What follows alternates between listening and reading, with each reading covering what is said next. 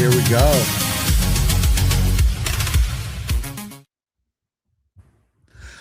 Hello, everybody. Welcome to MAGA versus the world, your place to be every Tuesday, 7 p.m.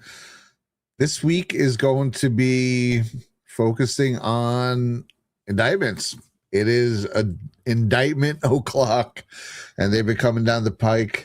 I think there's a lot more too. Indictments, subpoenas. We have a few notable things with one coming up with Hassan Piker. Couldn't happen to a nicer guy. We had Epstein's basically personal assistant. They're calling her his lieutenant. Was deposed the other day. She had some interesting things to say. And it's just another crazy week in the world of making America great again. Yeah. Oh man, it's been non-freaking stop. Brad, I was like, push the intro. You forgot our intro. But anyways, welcome everybody. Wait a minute. That was her intro. I know, that was getting down that music. That was sweet. Welcome everybody to MAGA versus the world. And if you guys, this is the first time you're stopping in here, please give me a follow or Brad a follow if you're on his channel. Give us the thumbs up. Yes. And this is the show where truth is uncensored, patriotism isn't shamed, and America first isn't negotiable. So I hope you guys are excited. And Brad, you were preparing a bunch of stuff. Brad's been, he's been going for a long, many hours. Man, I don't know. These people don't sleep. So no, I guess we're required not to sleep either. But maybe we'll just kick right into it. Why wait, right? Why put around the bush? We have a fraud triple shot today. Federal prosecutors dropped a major bombshell in Minnesota Thursday, announcing criminal charges against 15 people in what they're calling one of the largest Medicaid frauds takedowns in state history. According to the DOJ, the defendants, many of them owners of child care centers and Medicaid service providers, are accused of scheming to steal more than $90 million in taxpayer money. Specifically funds allotted to help vulnerable children, the disabled, and the homeless. So, no big deal. It's only one of the... always those ones, too. The most vulnerable ones, the ones that would need it the most, and they're taking it. In the name of that, the fraudsters. Yeah. It's sick. I suspect that it's probably less checking with that sort of thing. And that's not going to be the case moving forward. But the fraud spanned multiple programs, including child care assistance, autism therapy services, and housing stabilization for people with disabilities. In one of the biggest schemes, 2 defendants allegedly ran an autism therapy operation that billed Medicaid for, you ready for this, $46.6 million in fake or unnecessary services. The largest autism-related Medicaid fraud case ever charged in Minnesota. Prosecutors say they paid parents to enroll kids regardless of need, then billed for services that were provided. Now, this is kind of this reminds me, I guess, in the construction world, they call those no-show jobs. And there was a big crackdown on this following September 11th, right about when I got in 2002, 2003, where they're on the books, they're getting the benefits, and they're getting a lot of times these big government contracts were coming into New York, right? Because it was a big rebuilding effort. And when it's coming from a less localized area, it's easy to just, put in as many tickets as you can. And there was a lot of busts in the New York City construction world in the early 2000s over that, called them no-show jobs. So it's basically, this is the fraud version of that. There's one of the defendants, Fahima Mahmoud. Good job. She's facing charges in a massive the Feeding Our Future case. So this is all, so that's a connection between the two of them. She's now accused in this of milking Minnesota's child care assistance program for more millions through her Minneapolis daycare. Officials described this as an industrial scale operation with funds allegedly used for luxury cars, real estate, jewelry, other personal gains, while programs meant to help real people were drained. They don't care about Americans. They're coming here to suck this country dry. That's why I love when you get the fluff pieces, right? They're just looking for a better life. Dude, they're looking to rob this place. And depending on where they are, send it back home. That's their funnel for our economy. So I think the statement's being made. Minnesota is no longer a place to commit mass fraud, that's for sure. Assistant Attorney General Colin McDonald, other top officials, including RFK Jr., Dr. Oz, they all traveled to Minnesota to make the announcement in person. So that was cool to see. Savage. Also, the McDonald guy is savage, man. Oh, dude, he really is. It is. Savage, he looked in the camera. He's like, if you're a fraudster, we will find you. I'm like sitting there like, you're like anyways, shout out to him. Yeah, that dude don't mess around. I freaking love it.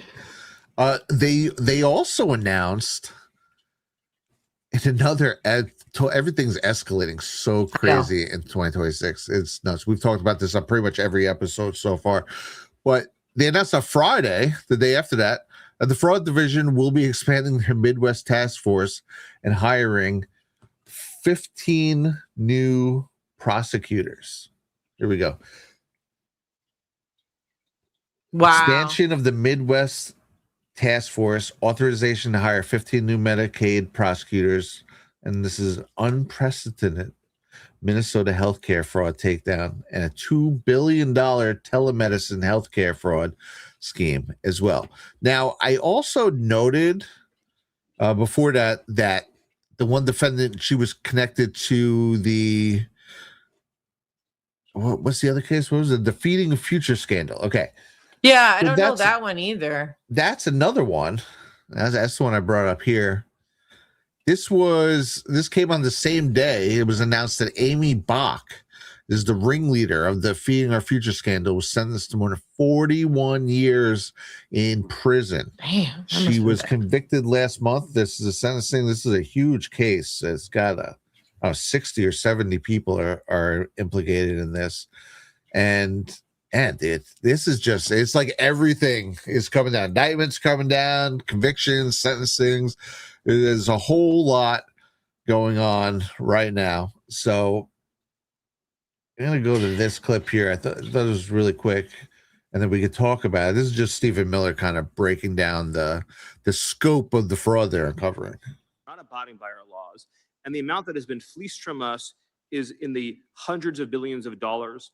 I believe, based on what I've seen and what I've heard, is that we could balance the federal budget if the only dollars that went out of the Treasury went to individuals who are properly, lawfully, correctly eligible to receive them.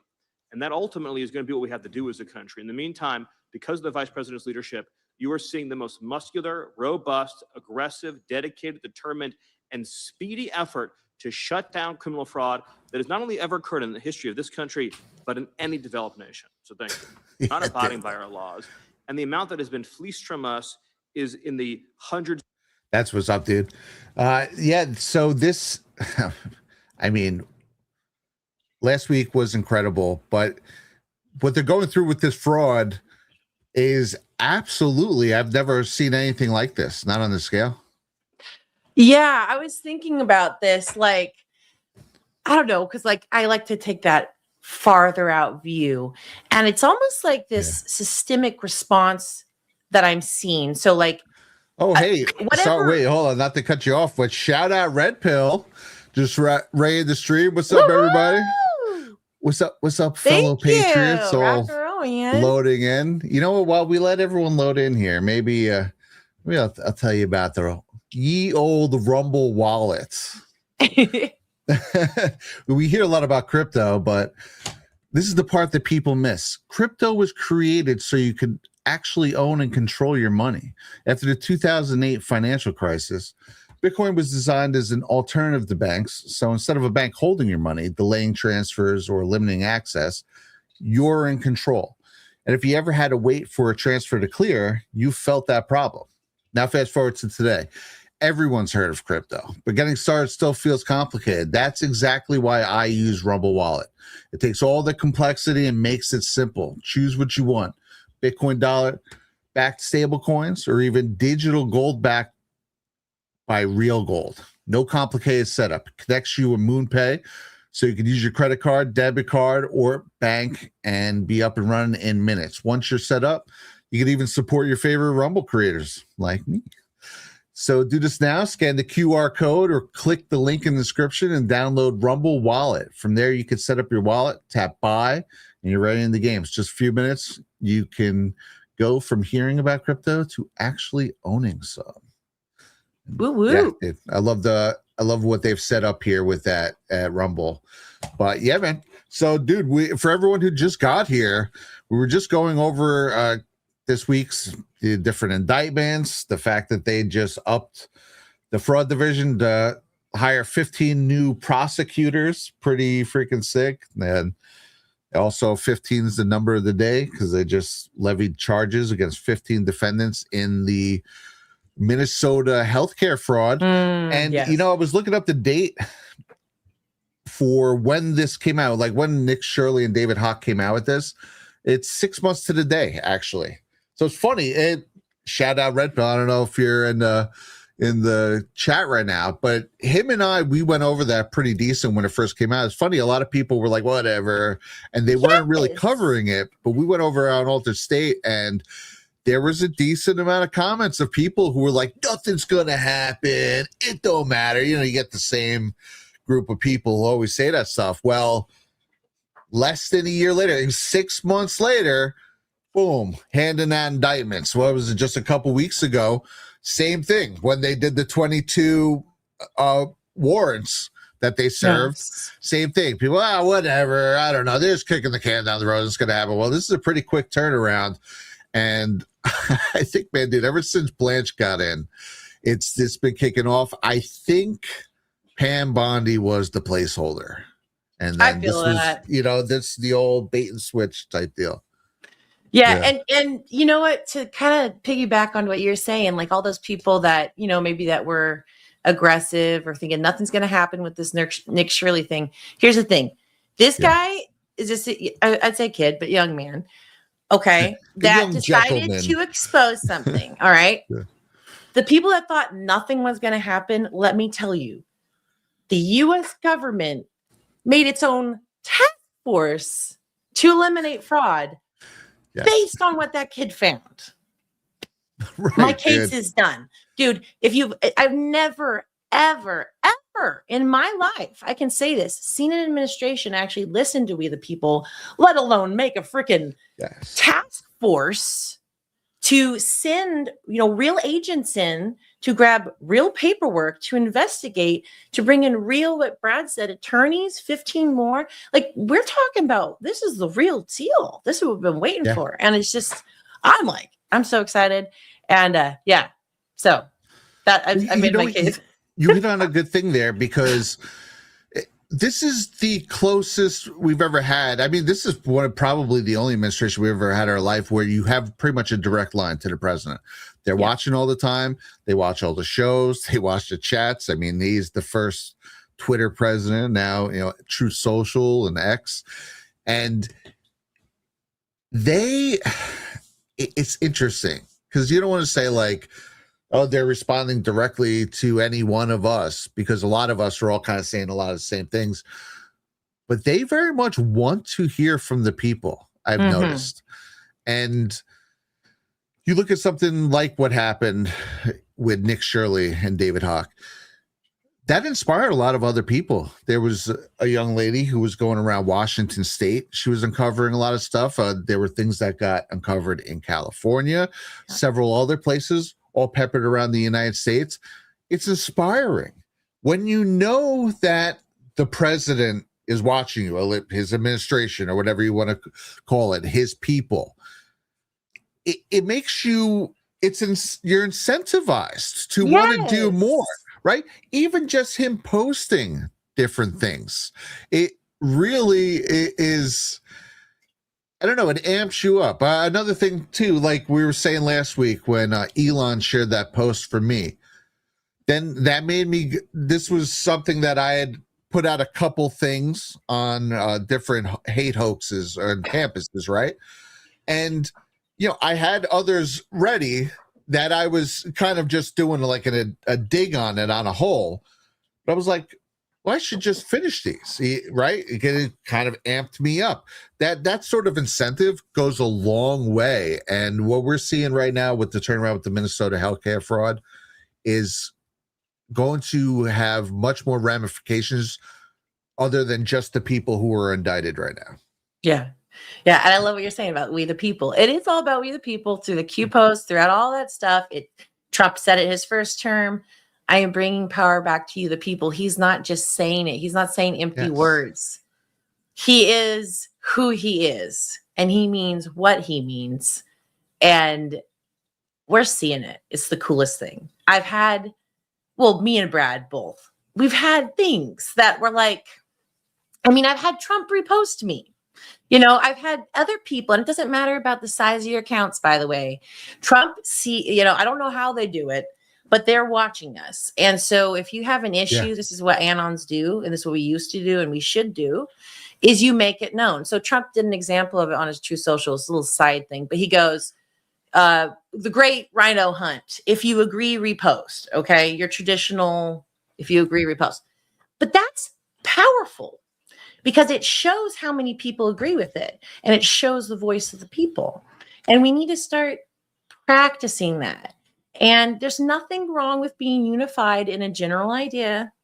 I know a lot of people in their little groups and their little segments, but look, when we're trying to save the republic, we can put a lot of these things aside. Focus on the big one. You know what I'm talking about?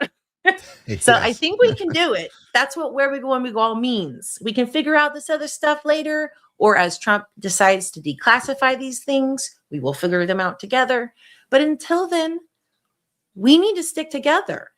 There's a real enemy out there, and they don't like what we're doing. But we're not going to stop. Me and Brad are not going to stop. Like, bring it on. Oh, without a doubt. And clearly they're not stopping. You saw there was also the indictment on Raul Castro. Well, they unsealed.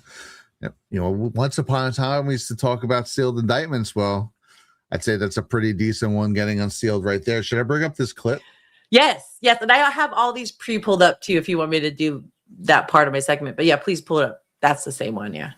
Okay. Same one. Okay. Yeah. Let's check this out. Charging Raul Castro and several others with conspiracy to kill U.S. nationals. Just huge man.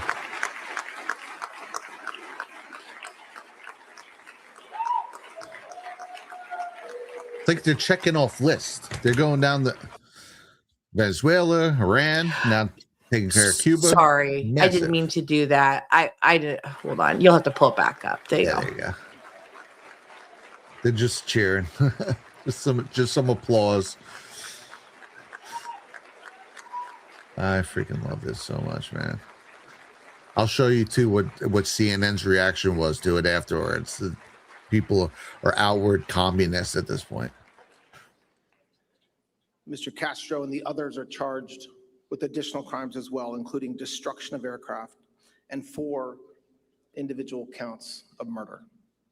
Mm-hmm. The indictment was returned by a grand jury sitting in this district in Miami on April 23rd, 2026, and was unsealed today. There we go. 30 years, the families of 4 murdered Americans have waited for justice. On February, this is a story all too familiar. On February 24th, 1996, 2 civilian aircraft operated by Brothers to the Rescue were shot down over international waters by military aircraft from Cuba. 4 men were killed: Carlos Costa, Armando Alejandre Jr., Mario de la Peña, and Pablo Morales. They were unarmed civilians and we're flying humanitarian missions for the rescue and protection of people fleeing oppression across the Florida Straits. As alleged in the indictment, Raul Castro and 5 co-defendants participated in a conspiracy that ended with Cuban military aircraft firing missiles at those civilian planes and killing 4 Americans. Those are the allegations returned by a federal grand jury. My message today is clear. The United States and President Trump does not and will not forget its citizens.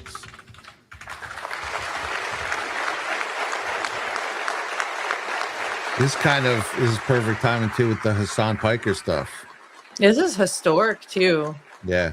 And I do like how he mentions it was sealed and now it's unsealed. That basically just tickles the ears to understand that there are things that have been sealed for 30 years. Yeah, that's wild when you think about it. Mm-hmm. Dude, let's see. That was absolutely great. This is CNN. CNN. I won't play the whole thing because it's 3 minutes long. This is Raul Castro, indicted in a prosecution. It's been the work for 3 decades. Watch this. Yeah, I'll play some of it. Yeah, they basically make him out to be some revolutionary communist hero in this. This is what CNN's reaction was to put out a fluff piece where they're basically freaking hugging this guy verbally. While this plays, I just came across a great Hassan Piker clip for the next part. Nice. This guy's he's in at least some trouble. Former Cuban President Raul Castro making a rare appearance just weeks ago on May Day. Nearly 95, Castro needed help walking, a fading presence in Cuba as the island's revolution faces an existential threat from the Trump administration. What? Raul Castro is often viewed in the shadow of his brother Fidel. With the rise to power of Fidel Castro in Cuba. In 1959, the brothers overthrew a dictatorship that had been backed by the U.S. and installed a communist regime. While pushing his brother to side with the Soviet, Cuba became a flashpoint in the Cold War. The U.S. responded with a failed CIA-backed invasion at the Bay of Pigs and harsh economic sanctions. Raul Castro oversaw the Cuban military and was seen as a hardliner. But after the collapse of the Soviet Union, Castro argued the U.S. should seek peace with Cuba. Oh, he's a man of peace, babe. The authority that Fidel has, no one else will ever have in Cuba, he said. They should talk to him and work out the differences. Fidel Castro fell ill from a mystery ailment. 2 years later, Raul took over as president.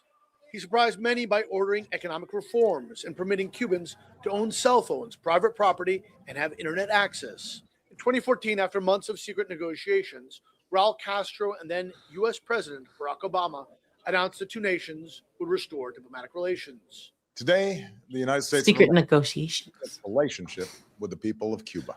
Raul Castro argued that improved ties to the U.S.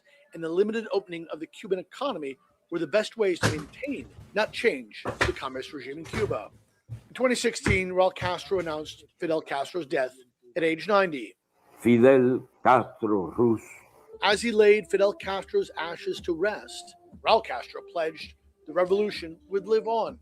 2 years later, Raul stepped down as president and oversaw the selection of the current president, Miguel Diaz-Canel, to be his replacement.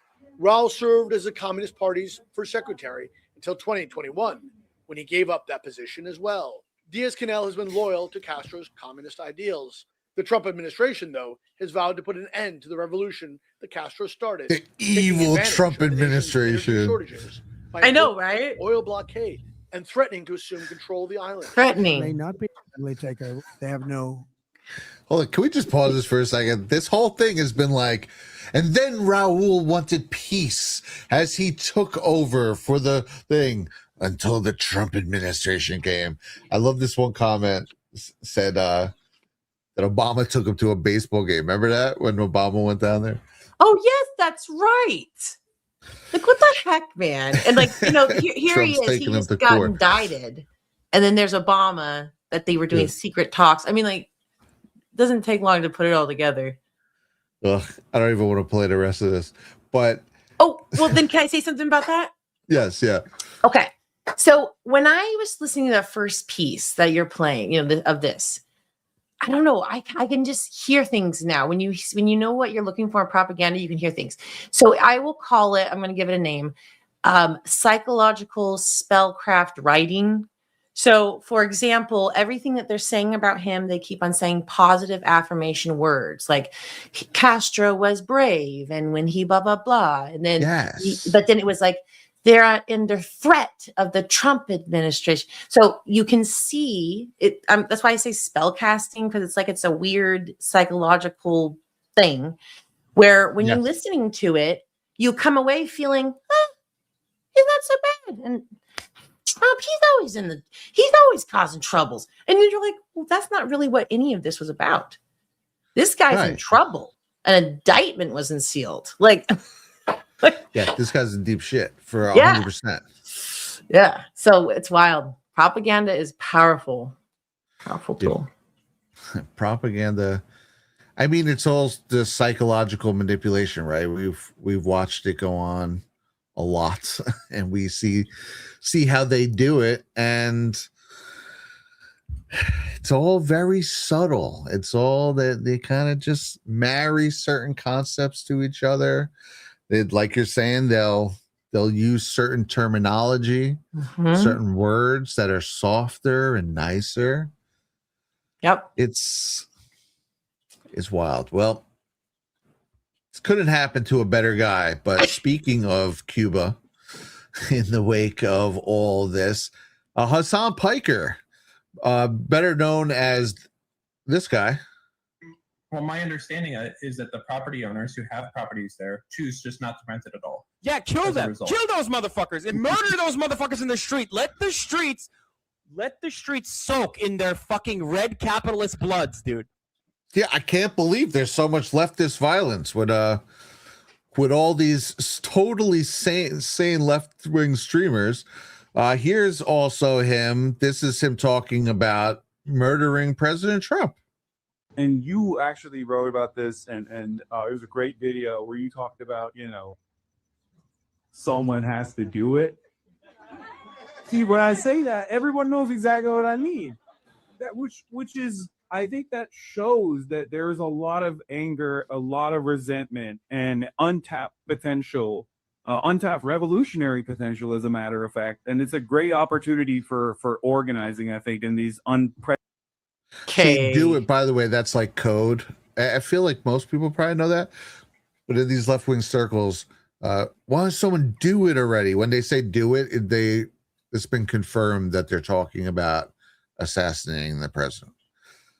This is freaking sick, man. But you know how he says there's untapped potential here, and he goes, there's untapped revolutionary potential. That perked my ears. Yeah.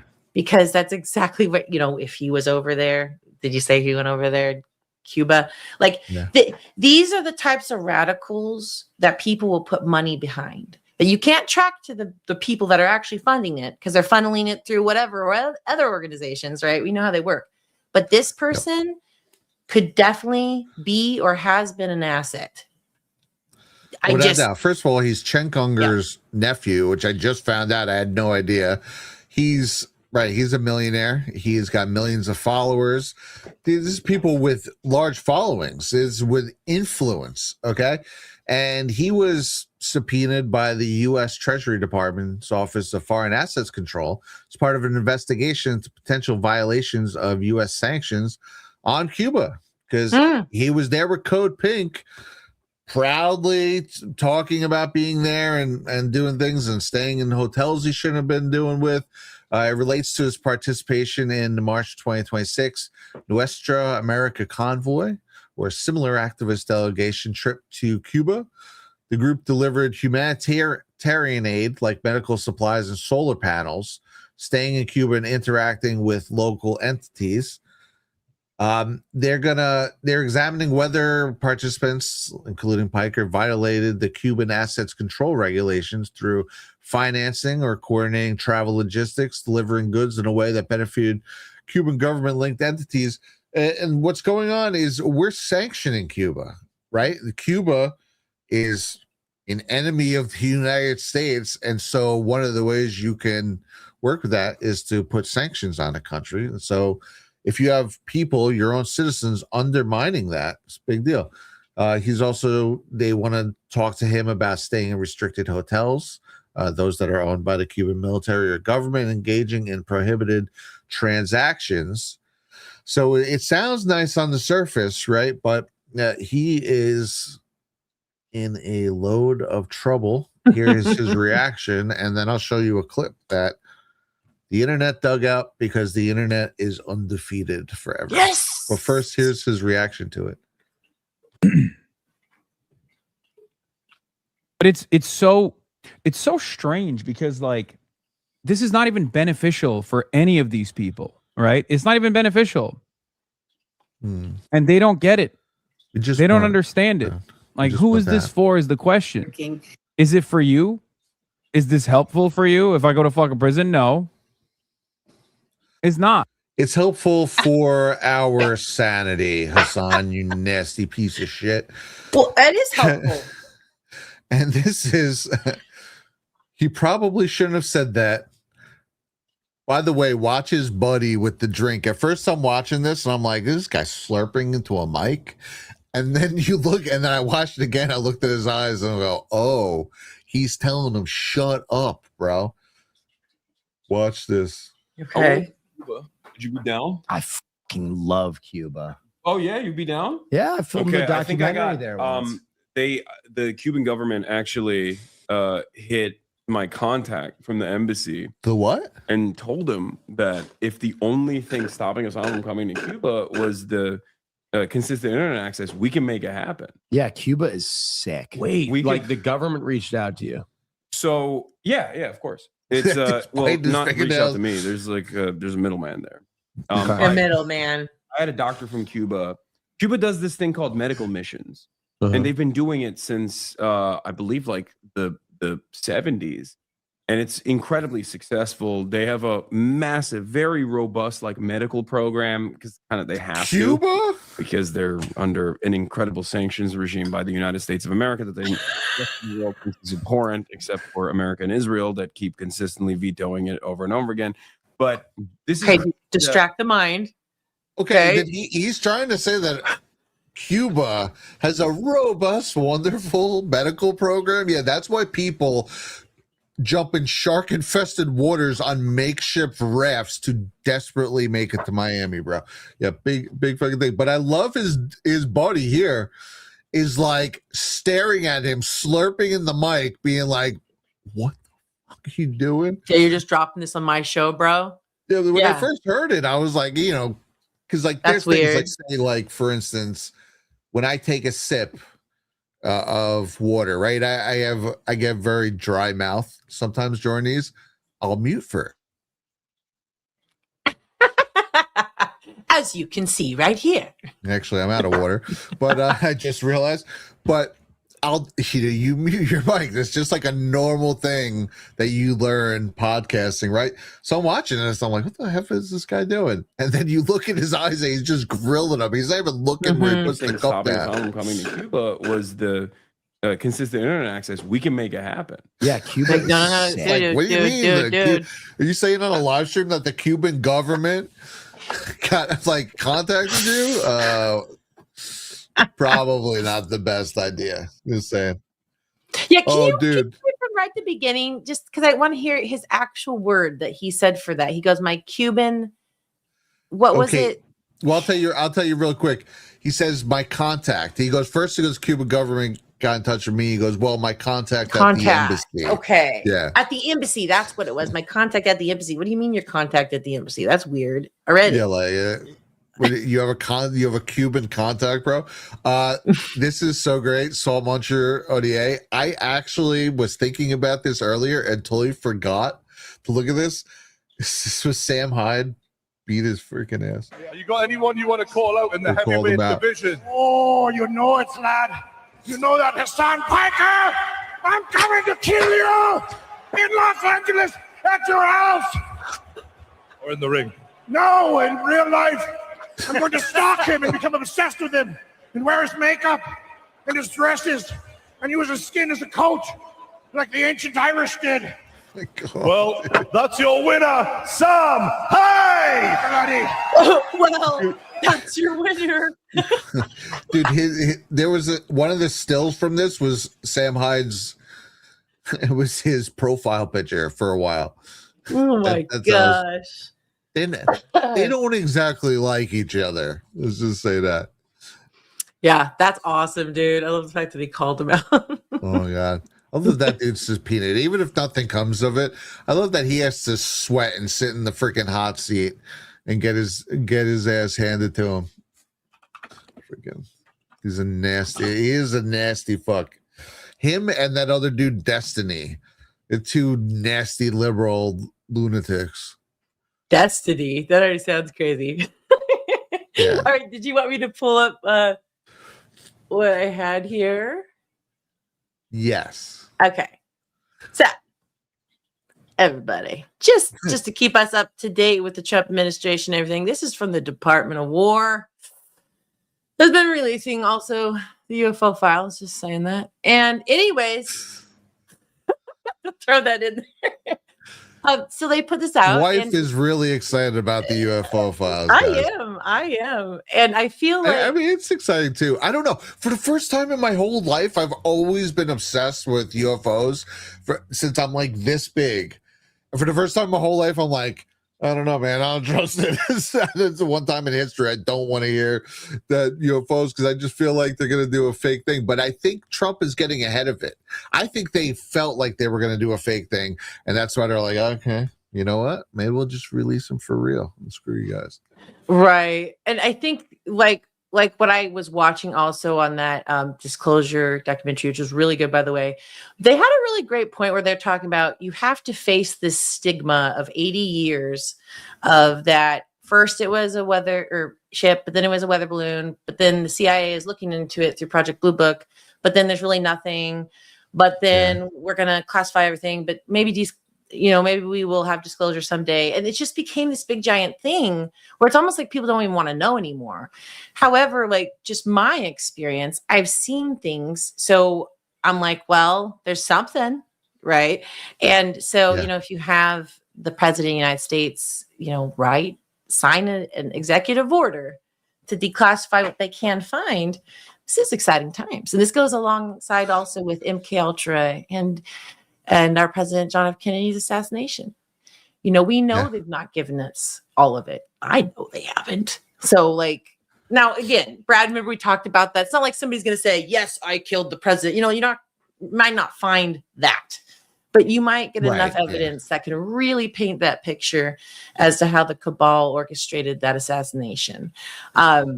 That's what we would like. That's what I'd like. But anyways, now, the Department of War put this out this morning, early in the morning, 5:49 a.m. for us. And it says locked in. And we've covered the locked in posts before, but it also says, good morning, Patriots. Oh, sorry. Good morning. Patriots are in control. So that was Patriots are in control, dude. Listen, the whole year has just been ramping up. It just started on high and it hasn't stopped for 6 months of 2026. Yes. And then on top of that, Trump and all his departments are basically the Q boys now. So yes, no big deal. And it is very much like that, Brad, because Brad knows guys, and if you guys don't follow all the departments, you should. If you're on X, follow all the departments: Department of Energy, Department of War, Department of Agriculture, Department. Find every single one you can. Also the military, and the Navy and all those, because they let you know a lot of stuff through their posts. So it's kind of fun. All right. So then it moves on to also today. Let's make this size. We had Donald Trump repost this meme that was commented. I think somebody commented under his original post, and then he reposted it.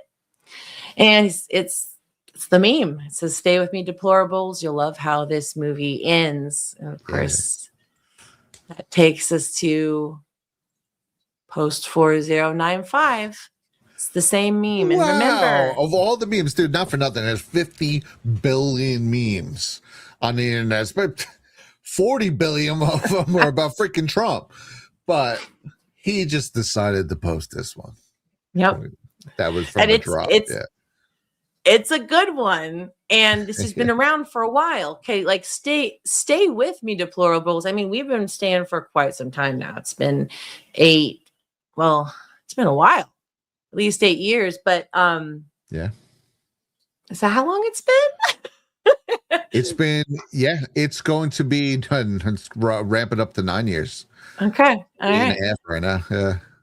So just so everybody understands, so he's basically saying, communicating through memes. And the one thing I want to mention real quick about that is that I remember there was an interview his son, Don Jr., was on, and he even had done a post about memes. It said something like, "Memes will take down the 2,000-year death cult," or something. And so, they're aware of what's going on, and they like to talk to us through that. And then one last thing here. Now, I know this is old news. Nobody panic. I'm just doing it to paint the story here. Earlier today, Fox News put this out. I'm just going to play it. Forces launching what CENTCOM is calling self-defense strikes, hitting boats and missile sites in southern Iran. CENTCOM taking defensive action to keep U.S. troops out of harm's way, while President Trump's negotiating team appears positive that they are moving closer to finalizing a peace deal. Meanwhile, Fox can confirm that the president will host his cabinet at Camp David tomorrow for a high-level meeting. Though the White House confirmed the gathering, no additional details have been offered, and we will bring you any information as soon as things come in. Okay, so that was played earlier today. And then right before me and Brad went live, 40 minutes before something, I went to his Truth Social here. And so he did say, this is a great post here. He says, based on the possible bad weather conditions tomorrow, so everybody look to see if there's bad possible weather conditions. We will be having our cabinet meeting in the White House, and we'll be postponing the cabinet trip to Camp David. Thank you for your attention to this matter, President Donald J. Trump. And when I read this, I told Brad, you know what? I remember one other time that schedules and plans had to be changed because of bad weather. That was his second inauguration. He had to do it inside, and it was because of bad weather. Do you guys know what I'm talking about? So whatever this bad weather is, hey, it could be real bad weather, but we know we're facing a true evil. So again, he put that out. So it's not postponed, the actual meeting. It's just happening at the White House. What do you think, Brad? I think that is fascinating. Little storm action coming. Storm action. The storm has arrived, indeed. And dude, I think they're gonna they want to get this down. I imagine they're probably gonna go over a lot of stuff with Tulsi. I assume she's been going over things with whoever's going to take up the mantle from her. And you guys heard just this week that she's leaving to be with her husband, who has aggressive bone cancer. Mm-hmm. Is it bone cancer or blood cancer? I think it's bone cancer. Bone cancer. Either one, they're both pretty freaking bad. And yeah, as someone who's had two parents die from cancer, she says she's leaving. Her last day is going to be June 30th, but man, I feel like I think she's going to have to leave before that, probably, depending. But man, some of these go so fast. That's a month from now. A month is a lifetime when you're battling cancer.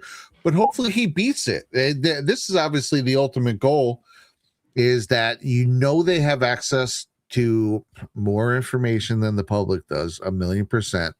You also know that he's going to be getting the best treatment you can possibly find across the country. Darn well should.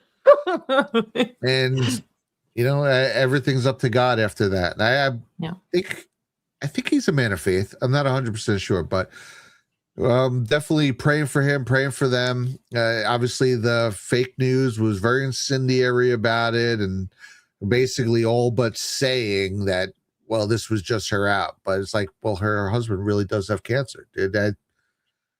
That is the right move to be, because also too is,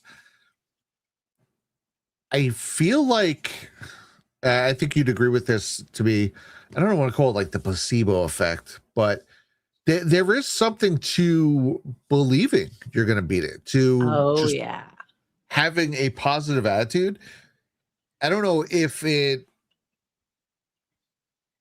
just like allows your mind to do what it has to do to give the signals to help your body heal itself, but it effing works. It is not some myth. It is not some just, I don't know what you call it, but it works. I think it has a lot to do with, excuse me, the stuff you've gone over a lot on your shows with the plants. Yes. Yeah. So what you're talking about would be pretty much epigenetics, where you tell yourself you're gonna, well, a lot of it has to do with just thinking positive. So like, here's a great example. This is great because this is also Alaskan. It was more of a local, I think it was fairly local Southeast Alaska news report. It was years back. And it was like saying Alaskans are hardy sons of guns. And it went into this study that this person had done. So basically they did a study on these people, these loggers, right? That, let's say the tree fell on them and busted their guts open. Like one of these cases, like they had to hold their guts and get in the plane, the medevac. And the person was saying the strange thing is, in situations where these people should have died, they didn't, because in their mind, they're like, like it was funny. The way it was reported was like, man, dang it, this is going to set me back, but I guess I'll have to go get sewn up and then come back to work, right? Because in their mind, put these guts back in. Yeah, in their mind, they believed, and there was actually a real study because they thought it was strange that these people were living when they shouldn't have, when other people with the same injuries would pass away. So this is where it went into the mind. Their mindset is what saved their lives. And so that's a type of epigenetics. So yeah, if you believe that, the cancer is gonna, now look, I'm not saying cancer isn't a terrible thing. And I understand the concepts of parasitic parts of this and other things, possibilities. But if you are truly in your mind, just like positive and don't let that negativity in, that will make your cells heal faster. This is also scientifically proven. So stay in that positive mindset. And that's why I love seeing her and her husband. They're playing the ukulele and they're singing. If you're singing, you're in a really good state. And so I see them practicing that. So it's really cool. But yeah, sorry, went way off, Brad. No, I love it. You made me think of something I saw many years ago. And I don't know if it was it was either Science Channel or Discovery Channel. It might have been on a show that I used to like a lot called Beyond Tomorrow from the early 2000s. And they were talking about this knee surgery. And they had 3 groups. They had the control group who got the actual knee surgery, right? They had another group of patients who got like a low-end surgery. I'm sorry, the first group got like the high-end best knee surgery there is. Okay. The second group got kind of your just generic regular knee surgery. The third group, they made the incision, they made it look like they were giving them knee surgery, and they did nothing. Now, they told them all that they got the high-end knee surgery. And, they all recovered. Even the people who got the fake, who didn't even get the surgery, the ones they told they got the high-end surgery had a great freaking reaction to it. The ones who got the generic one, they had a great reaction. Everyone, the mere thought that they got the high-end surgery put them in a bracket that was unusual for what they got. So the power of the mind is massive. Think about it. Your body's healing itself, right? When you're taking drugs or when you're taking whatever, you're basically just taking something to tell your mind to send a signal to do something. Now, obviously, you know, there's the physical part, the physical surgery in that particular case, but your body's the one sealing it. It's, you know, it's the little workers in there who are stitching you together and stuff. Technically, if you had complete control over your mind, you could send those little guys to do anything. They built you from scratch. So yeah, no, I believe that 100%. And just for everybody out there, because like I used to be on heavy doses of steroids because I was having other issues. But what that did is oppress my immune response. So then I continually got sick with chest infections, which was the very thing I was also dealing with. It's a terrible loop. I actually witnessed and lived that nightmare of the pharmaceutical loop, whatever. I had to start eating right. And even now, I've told Brad, like when I go off the track a little bit, I have a lot of issues with the breads and things. Yeah, the carbs. As soon as I eat it, guys, I'll flare up, even like my face. I'm poofy, whatever. It's a real reaction I have. So, you know, I know that's not natural, and I know that the food has been messed with. So there's a many factors as to why all these things are happening. But again, Trump is bringing all that back, like through, you know, the MAGA.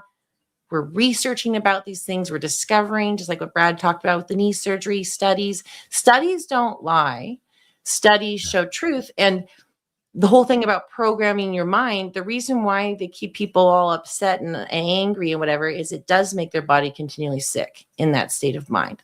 If you believe you had the surgery, okay, so we could translate that into something else. If you believe you can do it, or if you believe you're going to get better, or if you believe, you know, that changes your reality. And you can see it. You can see it happen. So yeah, it's pretty exciting. I love this stuff. Yeah, you create your own reality, create your own headspace right now. Yep. And that's what MAGA or even MAGA is. Trump does this all the time.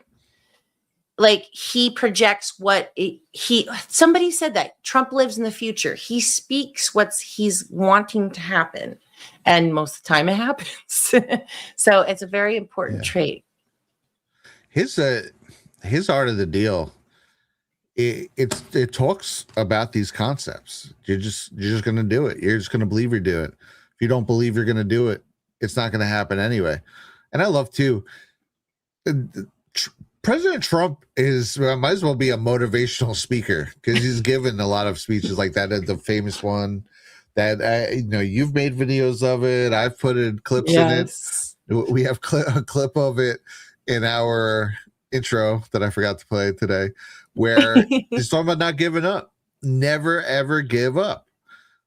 What do you have to lose? You might as well just go for it, right? And this guy, boy, he didn't give up when he lost everything in the early 90s, and he turned that ship right around, and he hasn't given up here, which I don't think anyone would have blamed him several times along the way if he had. Now, obviously, now you're way too far. But this is why we're here. This is why what's going on. And there's a revolution of, I don't know, what would you say? I don't know how to put it. Like a revolution of the mind, justice, I guess. Oh yeah, there you mind, go. But yeah, the justice revolution. I'm gonna show this. This is another thing, because things like this are just happening all the time. This is why we just love covering this administration and what's been brought in here. This was from Just the News. U.S. Attorney in Miami sends message to deep state with indictment against an ex-prosecutor. So they're going after some of the ex-prosecutors. So this is in less than a week. The U.S. Attorney in Miami supervising the probe of the Biden era government weaponization secured indictments against Cuban communist dictator Raul Castro, as we went over, and alleged money launderer for Venezuela's strong-arm man Nicolas Maduro. But it was Quinones's request for an indictment against one of his own former federal prosecutors for trying to steal a sealed classified report from Jack Smith's investigation of President Donald Trump. They may have sent the loudest shockwaves through the government. I have to agree, these people are usually untouchable. So they put charges against former Assistant U.S. Attorney Carmen Mercedes Lindberger, and it carries more than 20 years in prison. Whoa. And put on notice the current and former FBI agents, intelligence community spies, and prosecutors whose conduct is currently being examined by a grand jury in Fort Pierce, Florida. So why this is big is because, again, the people like Comey, right? For instance, people like that are typically left the frig alone. They're in the system. The judges all look out for the lawyers and vice versa, and they kind of, one hand washes the other. No way, dude. If you're a corrupt spook, you're now getting a magnifying glass put on you, and if you've committed a crime, there was going to be indictments, dude. Yeah, they're going to find it. This is only year 2, guys. Only year 2. I like that. Did you mean to call him O'Biden? I didn't, but it felt good. It came out of my mouth, and I was like, oh, can we call it that? The Biden crime syndicate. Oh gosh. But yeah, no, this is insanely huge. I can't find where it was that you read, but there was a part where you read that they're specifically investigating any of the intelligence agents community or FBI that was involved possibly with it. That's huge. That's opening up into looking into what we've talked about. Trump has always said they've weaponized the law enforcement against me. They've weaponized the DOJ against me. They weaponized the FBI. They weaponized the CIA. And we're always like, well, it's them. And guess what? They would investigate themselves. Well, nothing's going to happen if the evil, corrupt people are investigating themselves, right? So we always were like, where's this in going to come in, right? Enter in Kash Patel, mentioned in the Q drops way before he was director of the FBI. He has been working this whole time, and he inherited a corrupt organization, the FBI, and they have been not only exposing the corruption, they've also been investigating to find who's corrupt and also continue their process of getting all these like illegal aliens and all these things all at once. And it's been so impressive to see. But yeah, this is what you're seeing is the systematic takedown, brick by brick, of the deep state within the inner workings. And it's just, this is the house cleaning right here. This is house cleaning. And never seen it like this at this level. It's exciting times, guys. You know, you just said something there with talking about the deportations. I have to try. You know what? Let me try and find something. You're trying to find the number? While you go on, while you spider off of that, because there was just something cool that I was just saving for that, and I can't find where I put it right now.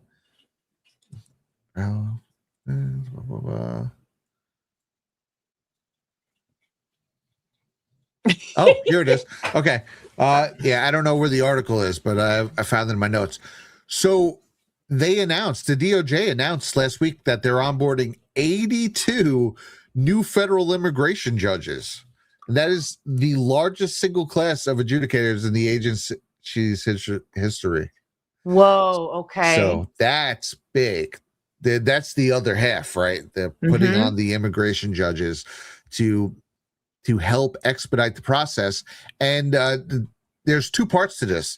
So when President Trump returned to office in January, the Judicial Corps stood at over 700 judges. That roster dipped below 600 by early 2026 after the administration strategically separated from at least 115 judges, alongside an equal number of departures through buyouts, resignations, and standard retirements. So not only are they adding to it, they are also cleaning house of some of these corrupt judges. So it's at least 115 out and 82 new ones in. So that's let's go. massive. You know, that's something he did during his first administration, where he got a lot of judges in, which is I think the biggest thing. We're seeing how much power these judges have overall. So that's massive move right there. Yeah, and I'm seeing that same strategy. So you're saying with the immigration, I also seen that happen with this fraud. I forgot the name of it now.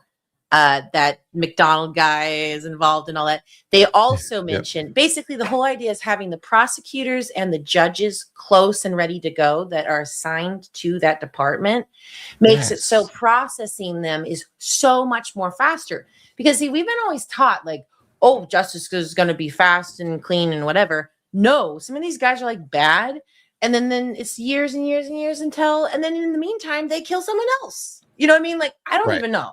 So this way, the case is brought. Now it's before the judge. Got the prosecutors right there. Done. Like there is no problem with that, with justice being served. So I've noticed now in multiple areas that Trump's administration is doing that, which is a very smart tactic to cut through the fluff and just get it done. Because we all know some of these things. Like I understand we're all innocent until proven guilty. I get it. But they have the data. They have it. They have the crime. They have the fraud. They have the death. They have the murder. They have the human trafficking. Do it. Like, take them out. You know, whatever. Lock them away. Although you know how I feel about some of these things. Yeah. Oh, anyways. What a time to be alive. All right. Where should we go now? Should we talk about... I put my cursor here. It's okay. here. You know, all right, we're on the same page. So next up, we have Epstein's personal assistant, Sarah Kellen. I mean, we've all heard a lot, but it's probably new to the general public. Let me put this up here because she was subpoenaed for a closed-door interview with the House Oversight Committee this past week, delivering testimony. It's already making waves in Washington. Well, it's already putting out their fires. She worked for Epstein more than a decade. I believe around 2000, 2001, she became his personal assistant. And she was accused by some of the victims of helping facilitate his sex trafficking organization. She strongly denied being a willing participant. She has described herself instead as a victim, saying Epstein groomed her, sexually and psychologically abused her, controlled her, and gaslit her for years, leaving her with little power or autonomy. Very much could happen. I'm not discounting that, but she also was his freaking personal assistant for many years as well. So that could go either way. But some of these people, these narcissists and these professional manipulators, they do have a way, right, of next thing you know, you're in their orbit. And like she's saying, psychologically abused her, groomed her. Next thing you know, you're there. You're not only a victim, but you're helping the guy. So that is the way it happens.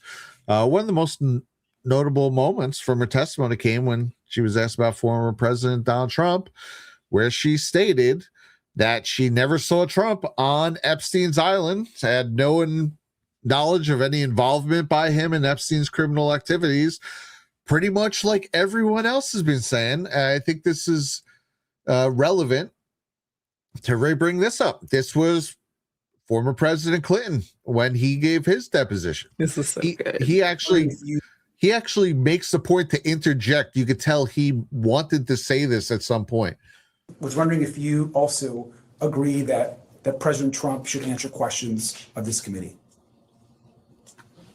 That's for you to decide, but he did know him well, and I once had a brief discussion with him about it. Thank you. Thanks for the answer. With that, I'm going to go to Mr. Walkinshaw, and we'll go down a series of questions. I hate this, but because I don't believe I should inject anything. But I do not want to leave the impression, but since there was no follow-up question, the president never, this is 20-something years ago, never said anything to me to make me think he was involved in anything improper with regard to Epstein either. He just didn't. He just said we were friends. And then we had a falling out over a land deal, property deal. That's all. He made, they didn't even ask him. He was like, I want to make sure I say this. Now, I should look for, remember that thing I found last night? I was telling you about? With Bill? The post. Hold on. Okay. All right. Well, Well, you comment on that. I'm going to look for something real fast because you'll see what I mean when I get it. Okay. Yeah. Well, I was going to say concerning, let's see, we're going up here. I lost my spot. Sarah Kellen. Okay. So concerning Sarah Kellen, and this is something this is something with the UFO stuff too, guys. Anybody that wants to come out and be whistleblowers, if they had, let's say, they were involved in it or they knew about it and looked the other way. Okay, right. So they have evidence and they want to tell, but then they're also afraid that they're going to get, rightfully so, in trouble for what they did or didn't do or looked away from. So we need it's a weird thing. So I guess I'll throw it out to chat because it's like, in one way, you need to have the whistleblowers to come forward so you have that evidence, because in a deposition, if somebody is giving their personal witness testimony, that is very powerful, especially if there's multiple ones that come forward. But then again, like, let's say this lady, she was responsible for trafficking children. She's specifically putting herself in the position saying she was groomed to do so. And so she has a victim. She's coming from a victim side because she is, but I could pretty much assume she was also responsible for trafficking some of the girls. So it's one of those things. I don't know. I'll throw it out to chat. What do you guys think? Do you think there should be protections? Do you think not at all? Because I feel I fall in the middle where each case should be looked at individually. Because if somebody wants to confess, throw a lot of people under the bus. Hey, look, that's good. Like, right? But they won't do that unless they feel secure. So it's just one of those things. I don't really have the answer for it. You know what? I feel like I've noticed over the years, and people on both sides, there's just like this bloodlust. And obviously we both sides feel justified. I know we feel justified with some of these alleged crimes that appear to have been committed by a lot of higher ups. They're just abhorrent. So it's human nature to want to not let someone off the hook if they come in and they blow the whistle on a lot of other people. But also too is, like you're saying, is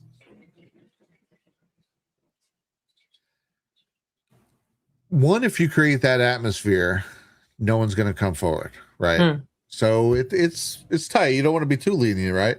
But also there are some people, like, say when you get in the weeds of whatever was going on in Hollywood again, right? A lot of it's circumstantial, but pretty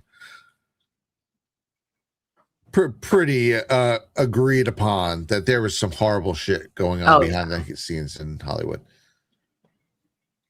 But it's almost a certainty that there are actors or whatever, people who have gotten involved who, man, didn't set out for that, who went out to just start a career in something they were passionate about.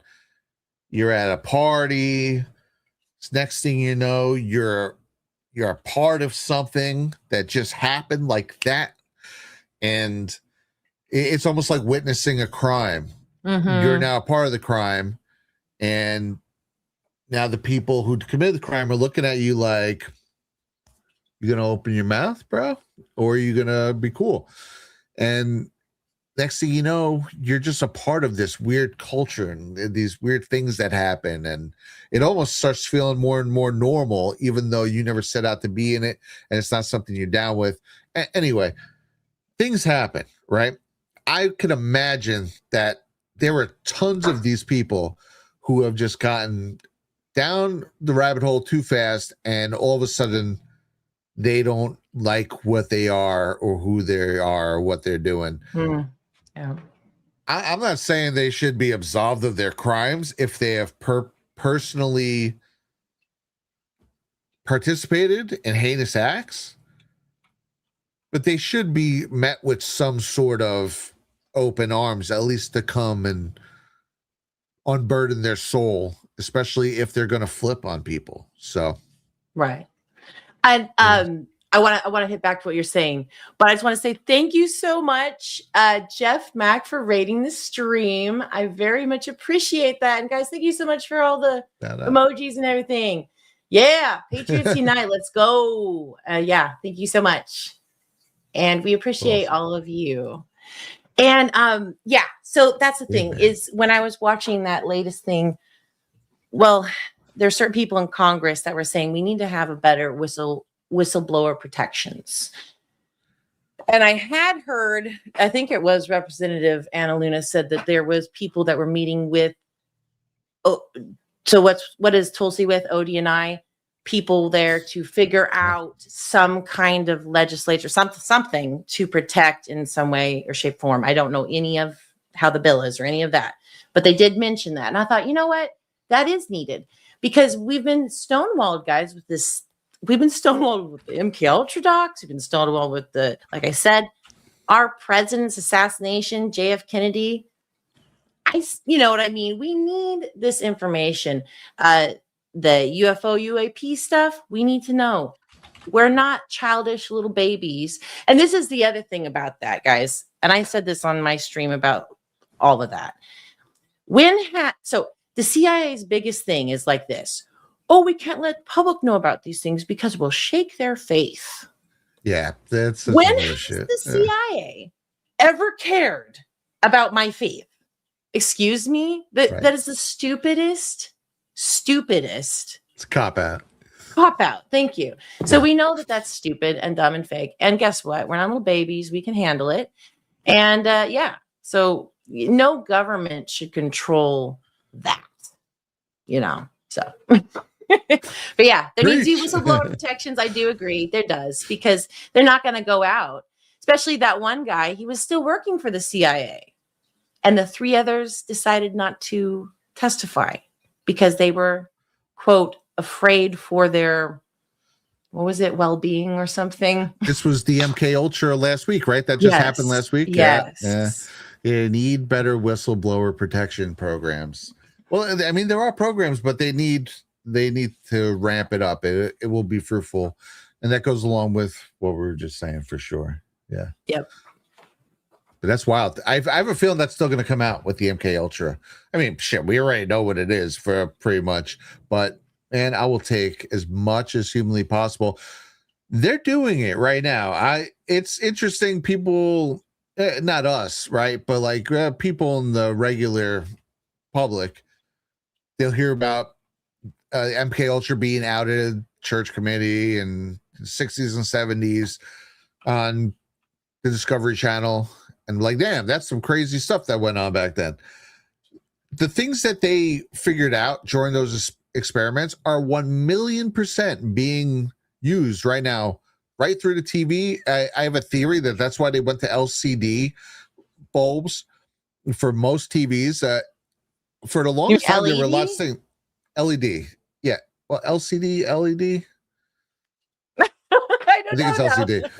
But it's they have things with deep patterning, with flashing bulbs where you can't do with plasma. Well, what's the one type of TV that was really, actually DLPs too, of kind of the projection ones have kind of been phased out, but they really phased out plasmas. Now everything is LCD now.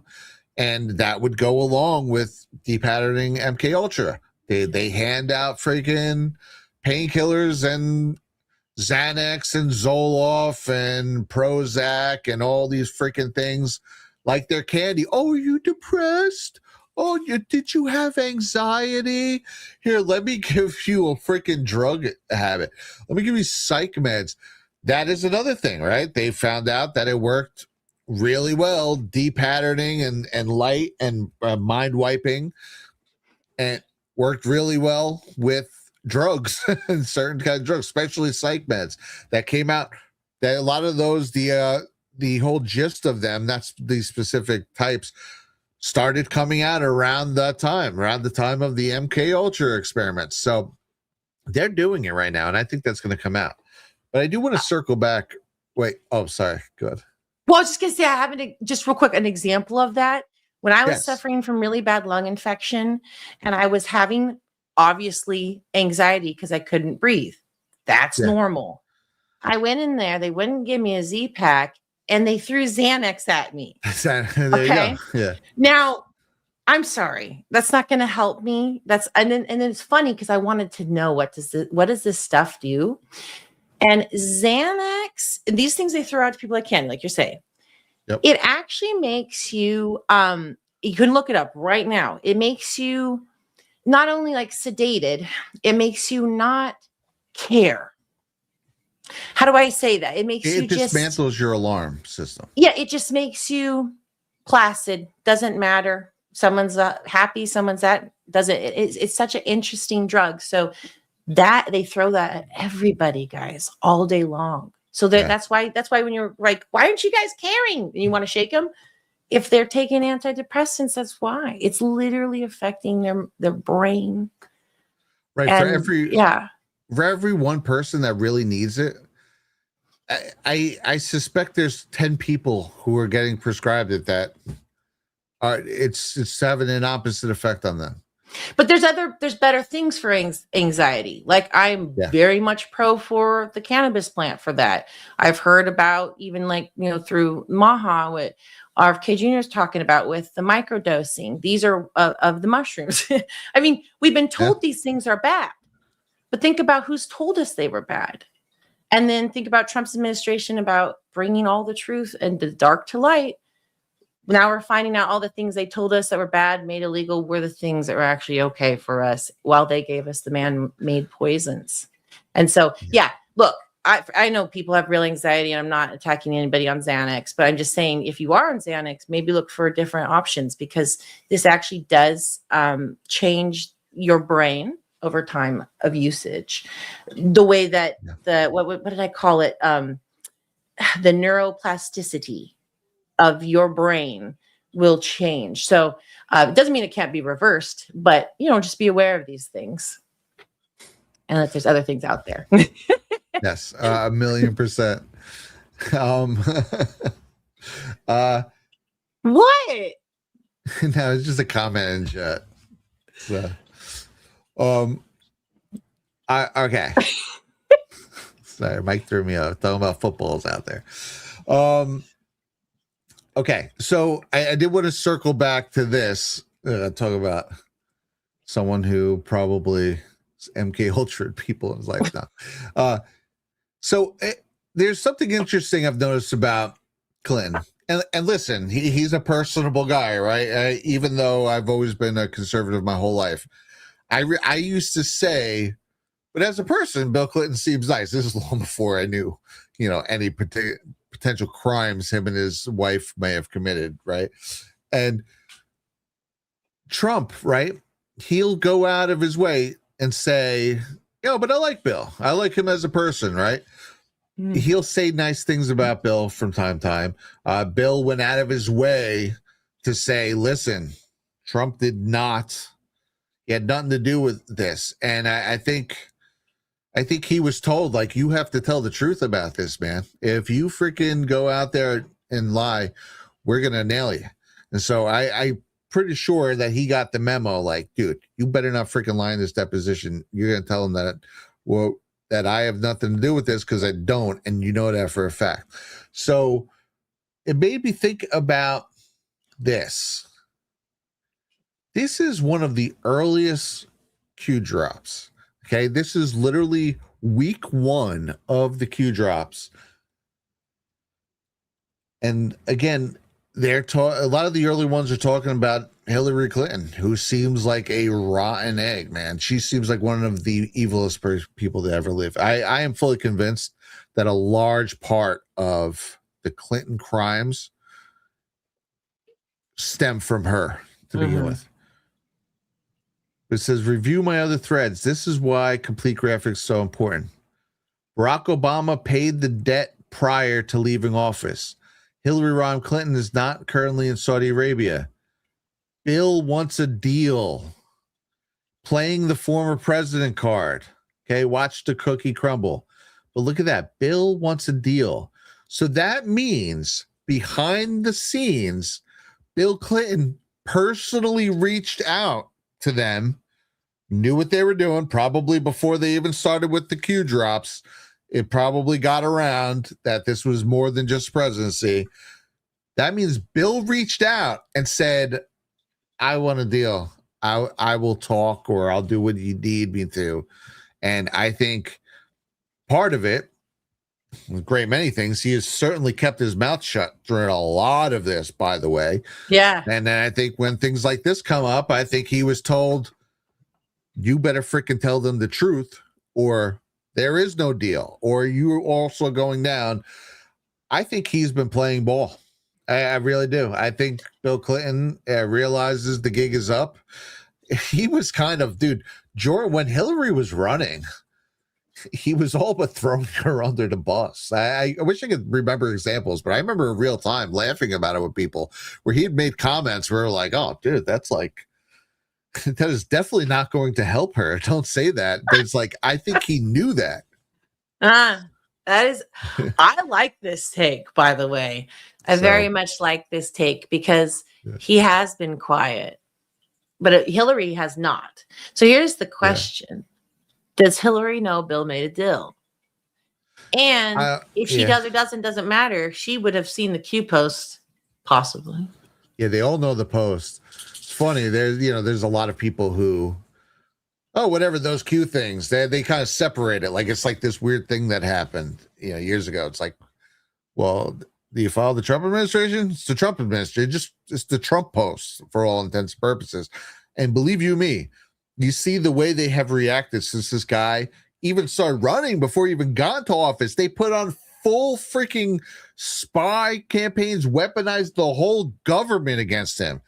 They knew what was going on before that first Q post even got posted. And once they did start getting posted, every one of them read them. You might not want to read them. You might not think it's a big deal. Maybe not you guys personally, but I'm saying your typical regular conservative, likes Trump, but doesn't really know too much below the surface. They're like, oh, I don't know. Yeah, that weird Q stuff. That's my neighbor talks about that.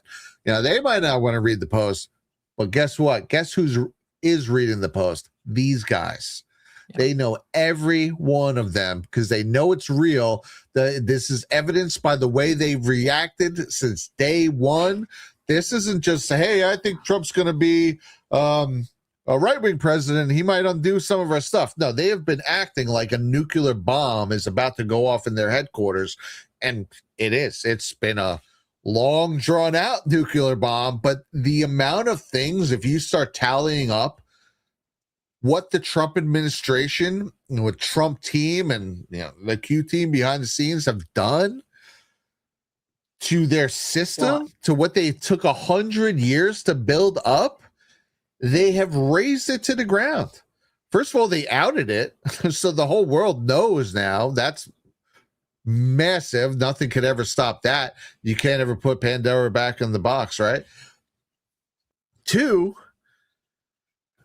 they have killed 1 million programs. Dude, we've left every single United Nations program. We left 30 other programs. That's huge. Before that, huge. Right off the bat, not even remembers the I don't even remember how to say it. The TPP, Trans-Pacific Partnership. Yeah, the Trans-Pacific Partnership.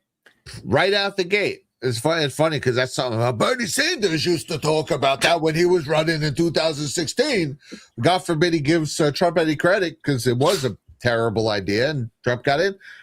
Took that right off the bat. He stopped one of the first things, they were starting to flood us with Syrian immigrants. Cut that off at the freaking knees.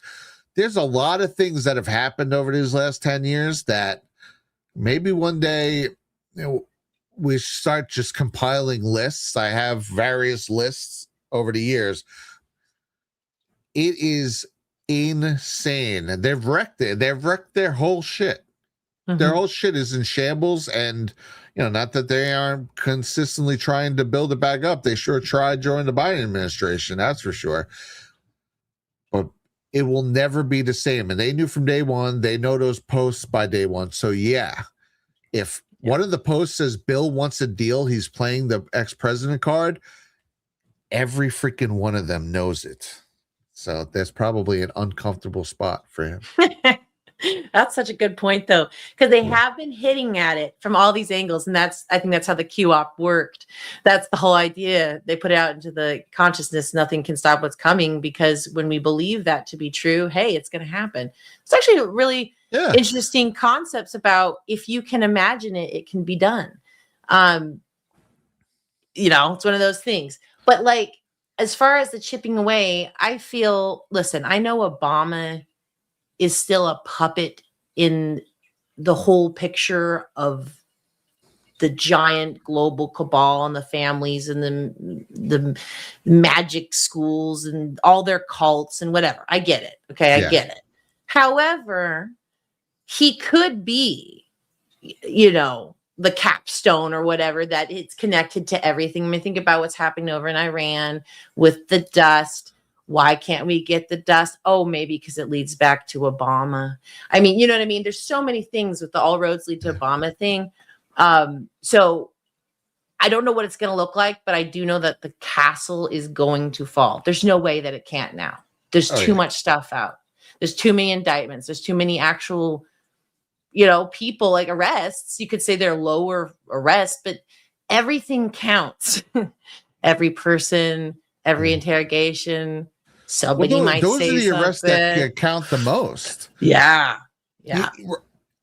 I understand what it would be for optics, right? It's important that people like Comey get indicted, even the Minnesota daycare fraud, but people want the big names, right? And I understand what that would be.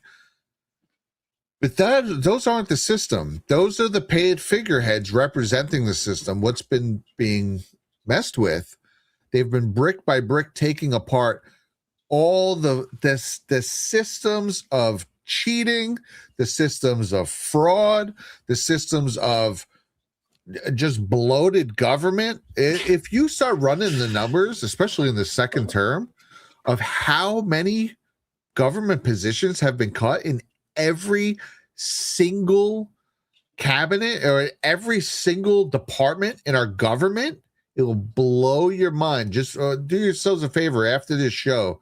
Go ask Grok how many positions have been cut across the government, the federal government, across departments since Trump has taken office in the second term.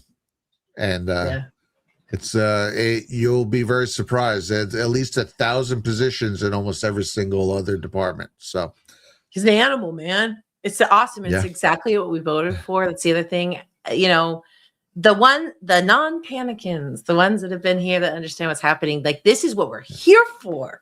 Like, this is why me and Brad love this show. We're like, bro, like, you see what's happening? Everything we've been waiting for. Yeah. And so, and then again, like what I covered earlier, there's things, Trump's having a cabinet meeting tomorrow. This is obviously prayers up, but there are big moves and counter moves that are always going on that we don't know about. But like we do know that they fight for efforts. Exactly. But we know that they fight for us on all levels, and it's apparent by now. And if it's not, I'm sorry, the brainwash is just so strong, I guess. I guess the time I want to see what you were gonna say. Well, that's it. Yeah, just that Paxton's lead-in for you to give a little update for everybody right now. About 52% of the vote. I mean, this is done. It's absolutely done. this is the thing, dude. If you're not on board right now, you're getting primaried. So, yep. Later, bro. I love it, dude. I love it. And you know, I don't want to harp on this because it is like toxic age trying to have this conversation. But with the Massey stuff, I've liked Massey in the past, right? And plenty of things that this guy did that I really liked. And then he became a thorn in the side of something that is what we're talking about right now. This isn't just, hey, I'm going to be a good president. This guy's taking down the system, okay? You can't be in Congress and tell me you don't know what's going on. So if you all of a sudden do a 180 and now you're totally being a stopgap for what they're trying to do, well, you're getting primary. You know, maybe you could come back around at some point, but you're getting freaking primaried. Cornyn's getting primaried right freaking now. This is it. This is the battle for the world right now. Yes. You know? Yes. And if you don't understand what's going on in Iran, go read the freaking Q drops.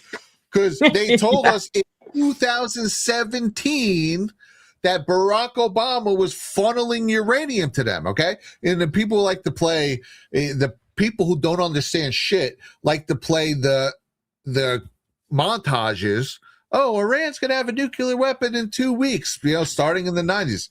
I agree. It's pretty goofy when you put it together, right? They've been saying this forever. Well, guess what? The Obama administration were working to make that a reality, okay?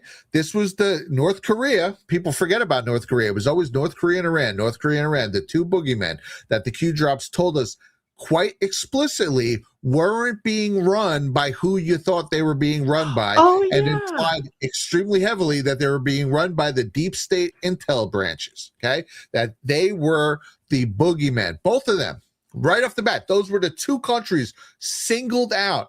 North Korea made a deal right freaking away, and they have not been a problem since, and Iran has fought, or the people running Iran have fought. If you want to know, Obama, look at his freaking cabinet. Look at Valerie Jarrett. Look at half of them. Peter Strzok freaking grew up in Iran. Well, his parents, one of his parents, I think his mom was a teacher there.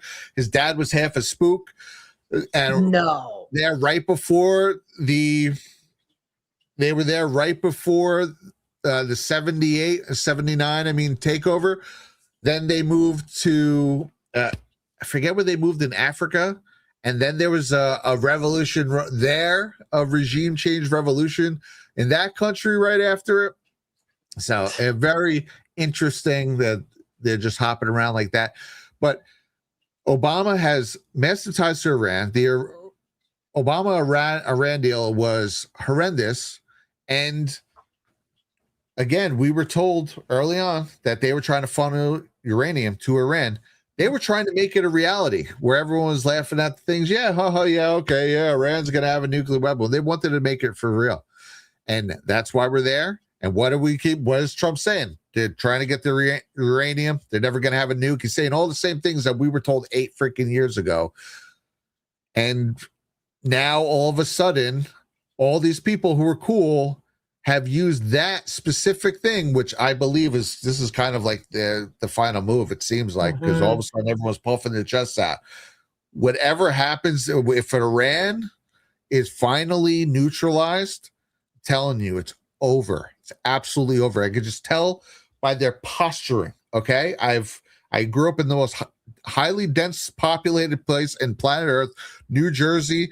I've run construction sites. I know human behavior, and the way the Trump administration is acting right now, things have changed. Ever since Maduro and Iran, everything has changed. They are acting like they know they're about to win. And so, nothing's set in stone. I'm sure they also know that, but they're posturing themselves very differently lately. I'm telling you, this is whatever's going on there is the final move. So if all of a sudden that very important move that Trump talked about, decapitating the Ayatollah's freaking terror regime while he was running in 2016. And then literally they told us about them trying to get them nuclear technology and nuclear material and uranium in 2017, 18, 19, and 20 in the Q drops. And now this is happening. You can make no mistake that if all of a sudden, once this final maneuver starts going their way, a whole bunch of people immediately flipped, a whole bunch of influencers immediately flipped. Yes. People like Massey, everyone started going with the Israel, the Jews, Israel, the Jews. That's an op. This is a planned op that went down. They all flipped on a dime. That's it. When they're calling in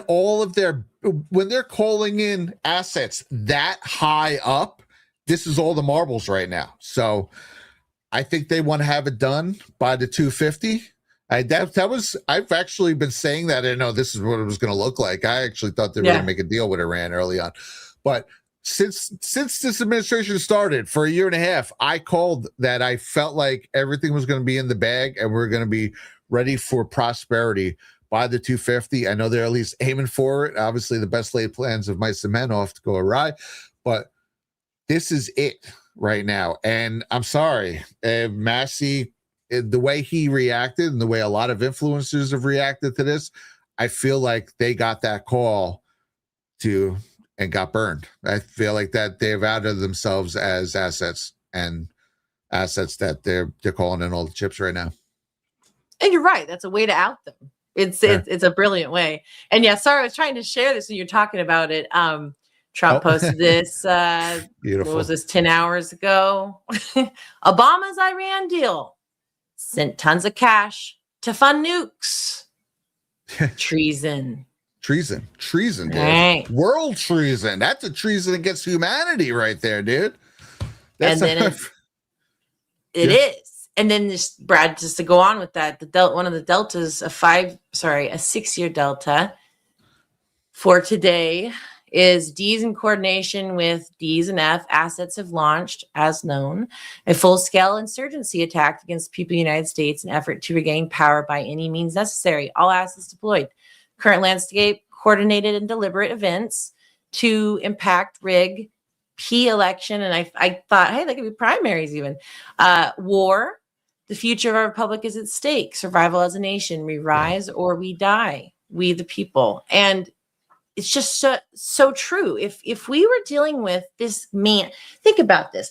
Obama was our president who was actually going to be involved in blowing us up. Like, so insane. Dude. You know what I mean? Like this is, dear God, may this never, ever happen again. But I pray that God guides Trump and his team to expose this evil, because this is like horrific.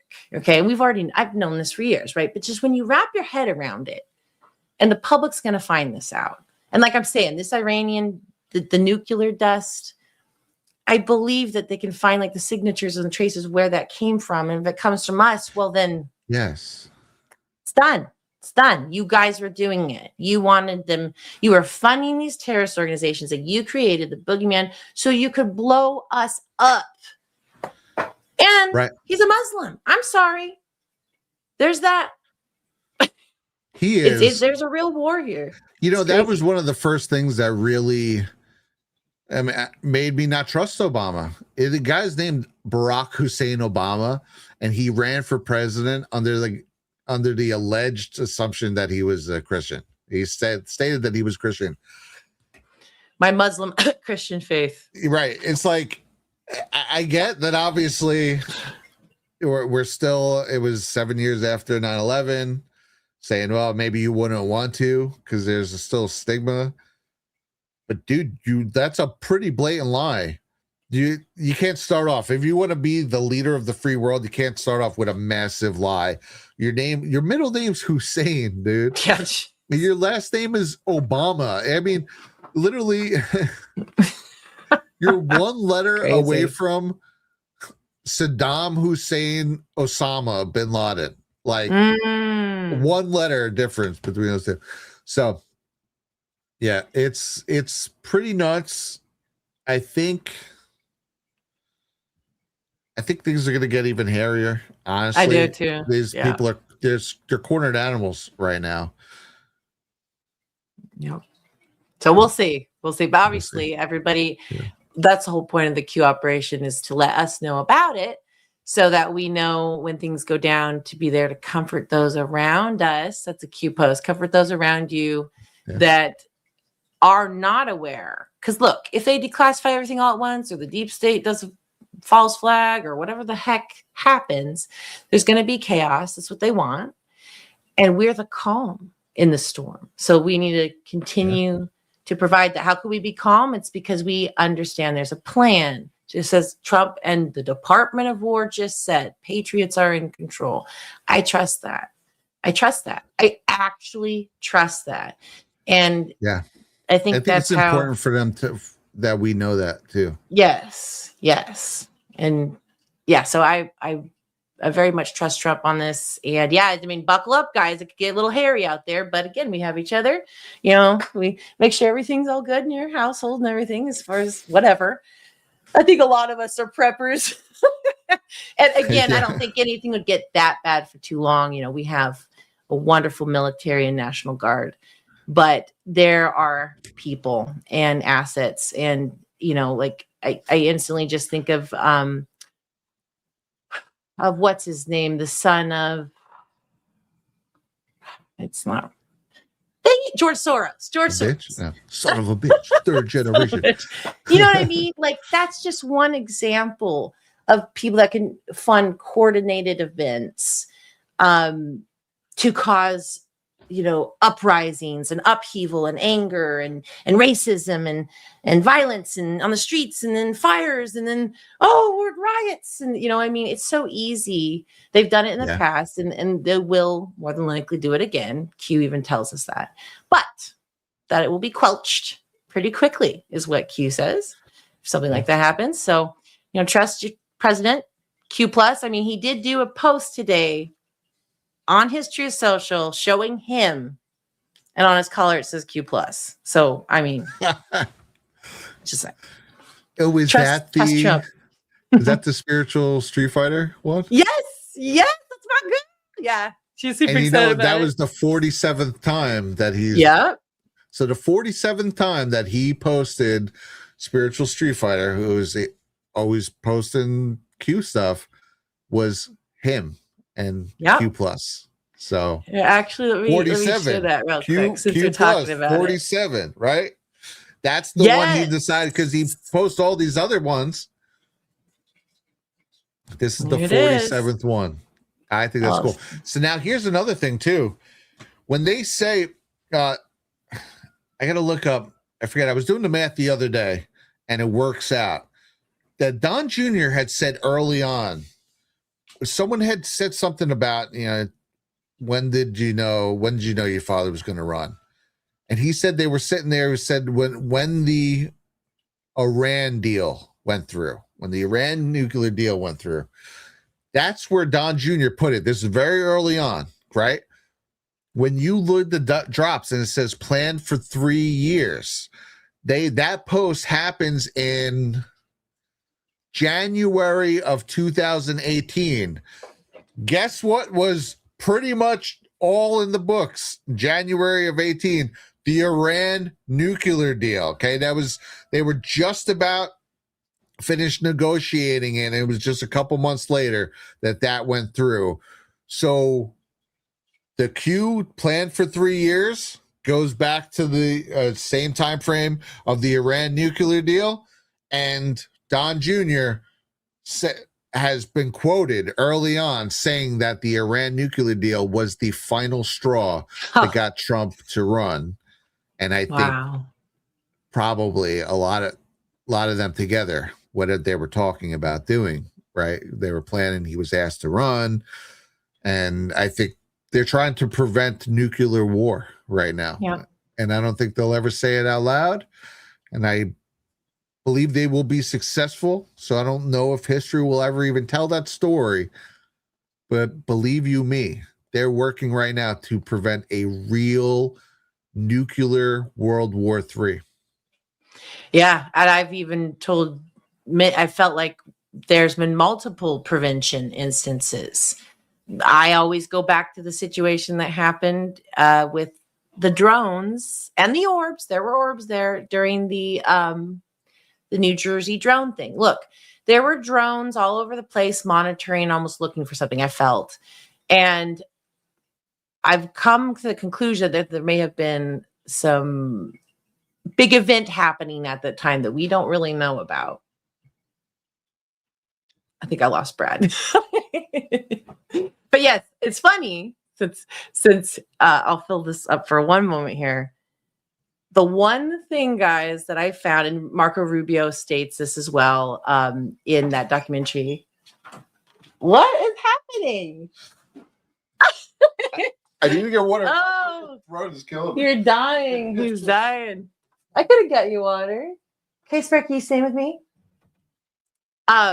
Anyways, I was saying one thing that they've noticed about these UAPs is they're always very much attracted to nuclear facilities, nuclear sites, or nuclear weapons. So that was interesting. But all that to say is I felt that when that was going down, there were other things afoot. And I think there's a Q post that says Q&A in time. I'm hoping we're going to get to that. And I'm hoping eventually we'll have history books. That will be wonderful. And with all, I mean, maybe not all of our names, maybe I can't get all of our names because, you know, the Anons out there were just an amazing troop of soldiers worldwide. But I want us, the Anons, to get that recognition because, you know, even Q says this couldn't have been done without you. To bypass the media, the fake news. And we know it now. We can see it now. That's why we need to be awoken early on so we can fight this side that he couldn't. Yeah, it's like the Revolutionary War. Think about how many unnamed people we'll never know. We'll never know their names. They're probably not even recorded, but it changed the course of history. The United States of America in general changed the course of history, and it was worth it, and it'll always be worth it. So, you know, we might not make the history books, guys, but we'll know it happened, and we're gonna make the treasures in heaven history books is really the only one that matters. So, you know, I'm cool with that. Okay, I'm back. Sorry, I didn't hear any of that. The dog went over to you. I'm just telling everyone how awesome you were. Doesn't she look pretty there? Oh, thank you. Well, babe, that's all that I had. Yeah, shout out to the Anons for the Spiritual Street Fighter. I absolutely love that you got reposted, and super exciting day. And I just love that Trump communicates to us. And at one point, guys, it'll be, I'm assuming at one point, family members or friends that thought we were crazy are going to have to, at one point, acknowledge the press something. still gonna think we're crazy just for different reasons. You know what I mean? Because they'll be like, well, Trump was posting it. Yeah, they'll be like, well, Trump's crazy too. I don't know. But you know what I mean? Eventually, it would have to be acknowledged, even now. So, yeah, just keep holding on. Keep holding the line. It's pretty wild. Hold on to the night. I did want to mention yeah, it's all yours, babe, because I don't have anything else here. And I can't find the one now. So maybe two things. Someone shared something cool over a shout out to Over Pilled. I see you guys over there. Sean Joe and LKW Cross sharing cans. Filter Dog One says, why doesn't Brad post his show out on X? Oh, I don't know. I just stream it on Rumble, YouTube, and Pilled. But I might. Oh, you mean just like share it? Yeah, it's just every Tuesday at 7. But I don't know. I could. Filter Dogs did send this link, which is cool. Go Filter Dog. And I just got to say, everybody over here, we got Zero, we got Nick, 55, we got a bunch of new people I've never seen. Everybody here in my chat, if you like what you've been watching, please give me a follow. You can go give Brad a follow too. And this is just what we talk like. Yeah. So rock and roll. I get a lot of love over there. So yeah, it's super cool. We tell the truth like it is. So I hope you guys have been enjoying it. Worldwide, rock and roll. Yeah, let's go. Freaking, I'm enjoying the show. That's for damn sure. Also, shout out Rise Attire. Yeah. It says, much love to you two. God bless you both. From Stina and I. Loving the new show. Right on, dude. We're going to have to get him on. He just had, put out Vibes 2, which was awesome. I was watching it the other day. And you can find that on Dauntless Dialogue. And it's just the great artist as well. So the message is great, but also the visuals are great. It's the whole package. So definitely check that out from our buddy at Rise Attire. And this is something that Filter Dog shared this, and it goes along with what we were saying. This is from Nick Shirley. You know, they've been targeting him, what he's doing in California. And California just voted to pass AB 2624, the Stop Nick Shirley Act. Could you imagine that? That's when you know you made it, when they named an act after you. What? This bill puts journalists at civil risk for investigating fraud, makes it harder to expose fraud in, quote, immigration support services, including NGOs, nonprofits, and healthcare facilities that receive hundreds of millions from the state of California each year. This bill would have made it criminal to expose fake hospices in LA or the Somali Leering Center in Minnesota if they can claim, quote, reasonable fear. Oh, and my again, this is such a fluid idea that anyone being investigated by anyone for anything could absolutely pull that card. Reasonable fear. Okay, guess we can't look into her anymore. Darn it, boys, we almost had her. Exactly. Like, what? Wow. Freaking ridiculous, man. Yeah. And so I guess I wonder, did it pass? Because he said it would have, like past tense. Let's see. Plain and simple, California is trying to make it harder to expose fraud, scare individuals from investigating fraud in the communities, as they could be sued for an injunction to remove the video, plus forced to pay their attorney fees, plus minimum $4,000 in damages. That adds up, dude. That would ruin someone. This is like a violation of your First Amendment. I mean, you should be able to. That is intense. Yep, a complete violation. I feel like it's being investigated by the government right now, by the Trump administration. Don't call me on that, but I'm almost sure I heard that. Let's see what this says. This is what many are calling the Stop Nick Shirley Act. This provision right here, B1. This is the look, I'm not going to support the bill overall, but at the very least, if you support freedom of speech and the First Amendment, B1 is a problem. And let me quote it in plain English, directly from the bill.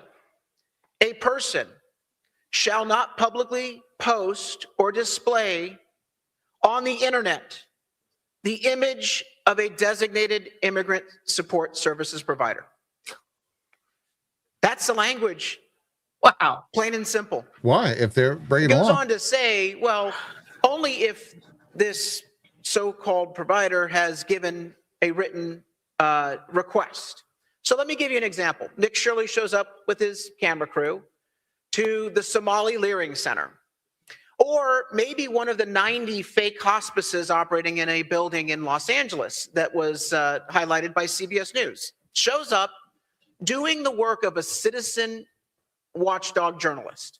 This is something we should promote. We should say, look, we want extra set of eyes. People have a right to go out there and kick the tires and find out, what are these organizations doing with our taxpayer funds? Nick Shirley records empty beds at the daycare center, records no patients, no medical supplies, no nurses, no doctors at the fake hospices. On the basis of this research, investigative research, posts this on the internet, interviews some of the providers. And all these people do is they hand Nick Shirley a business Excuse card. me, Mr. DeMaio.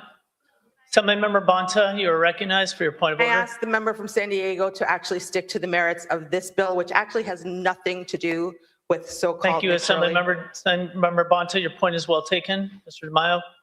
Oh, no, I'm absolutely sticking to the specifics of this bill. If you show up and take video of those providers under this bill, all they would have to do, all the fraudsters would have to do, is hand a business card over to the investigative journalist. And if they posted that evidence that they caught on video on the internet, they would be violating this law. The lawyers in this room know that absolutely, under this language, would be prohibited from being posted to the internet. This is outrageous. And I'm urging you to uphold the First Amendment and to protect the right of citizen journalists like Nick Shirley and others to do the work that they've been doing. And they've been exposing fraud. And this is fraud that taxpayers ought to know about. This is the dollars of taxpayers, and we have an obligation to make sure that the transparency is provided. You can hue and cry all you want, but that's the language. And I just walked you through a real example of what Nick Shirley and other citizen journalists do and how it would be made illegal under this bill. When you vote for this, that's what you're voting to do. You are now put on notice, and then when the controversy continues to increase, that's your responsibility.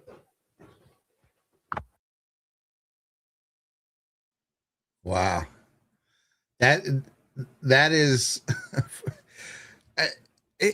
there has to be some sort of, you can't pass a bill like that. I'm sorry. That is like totally against our Constitution.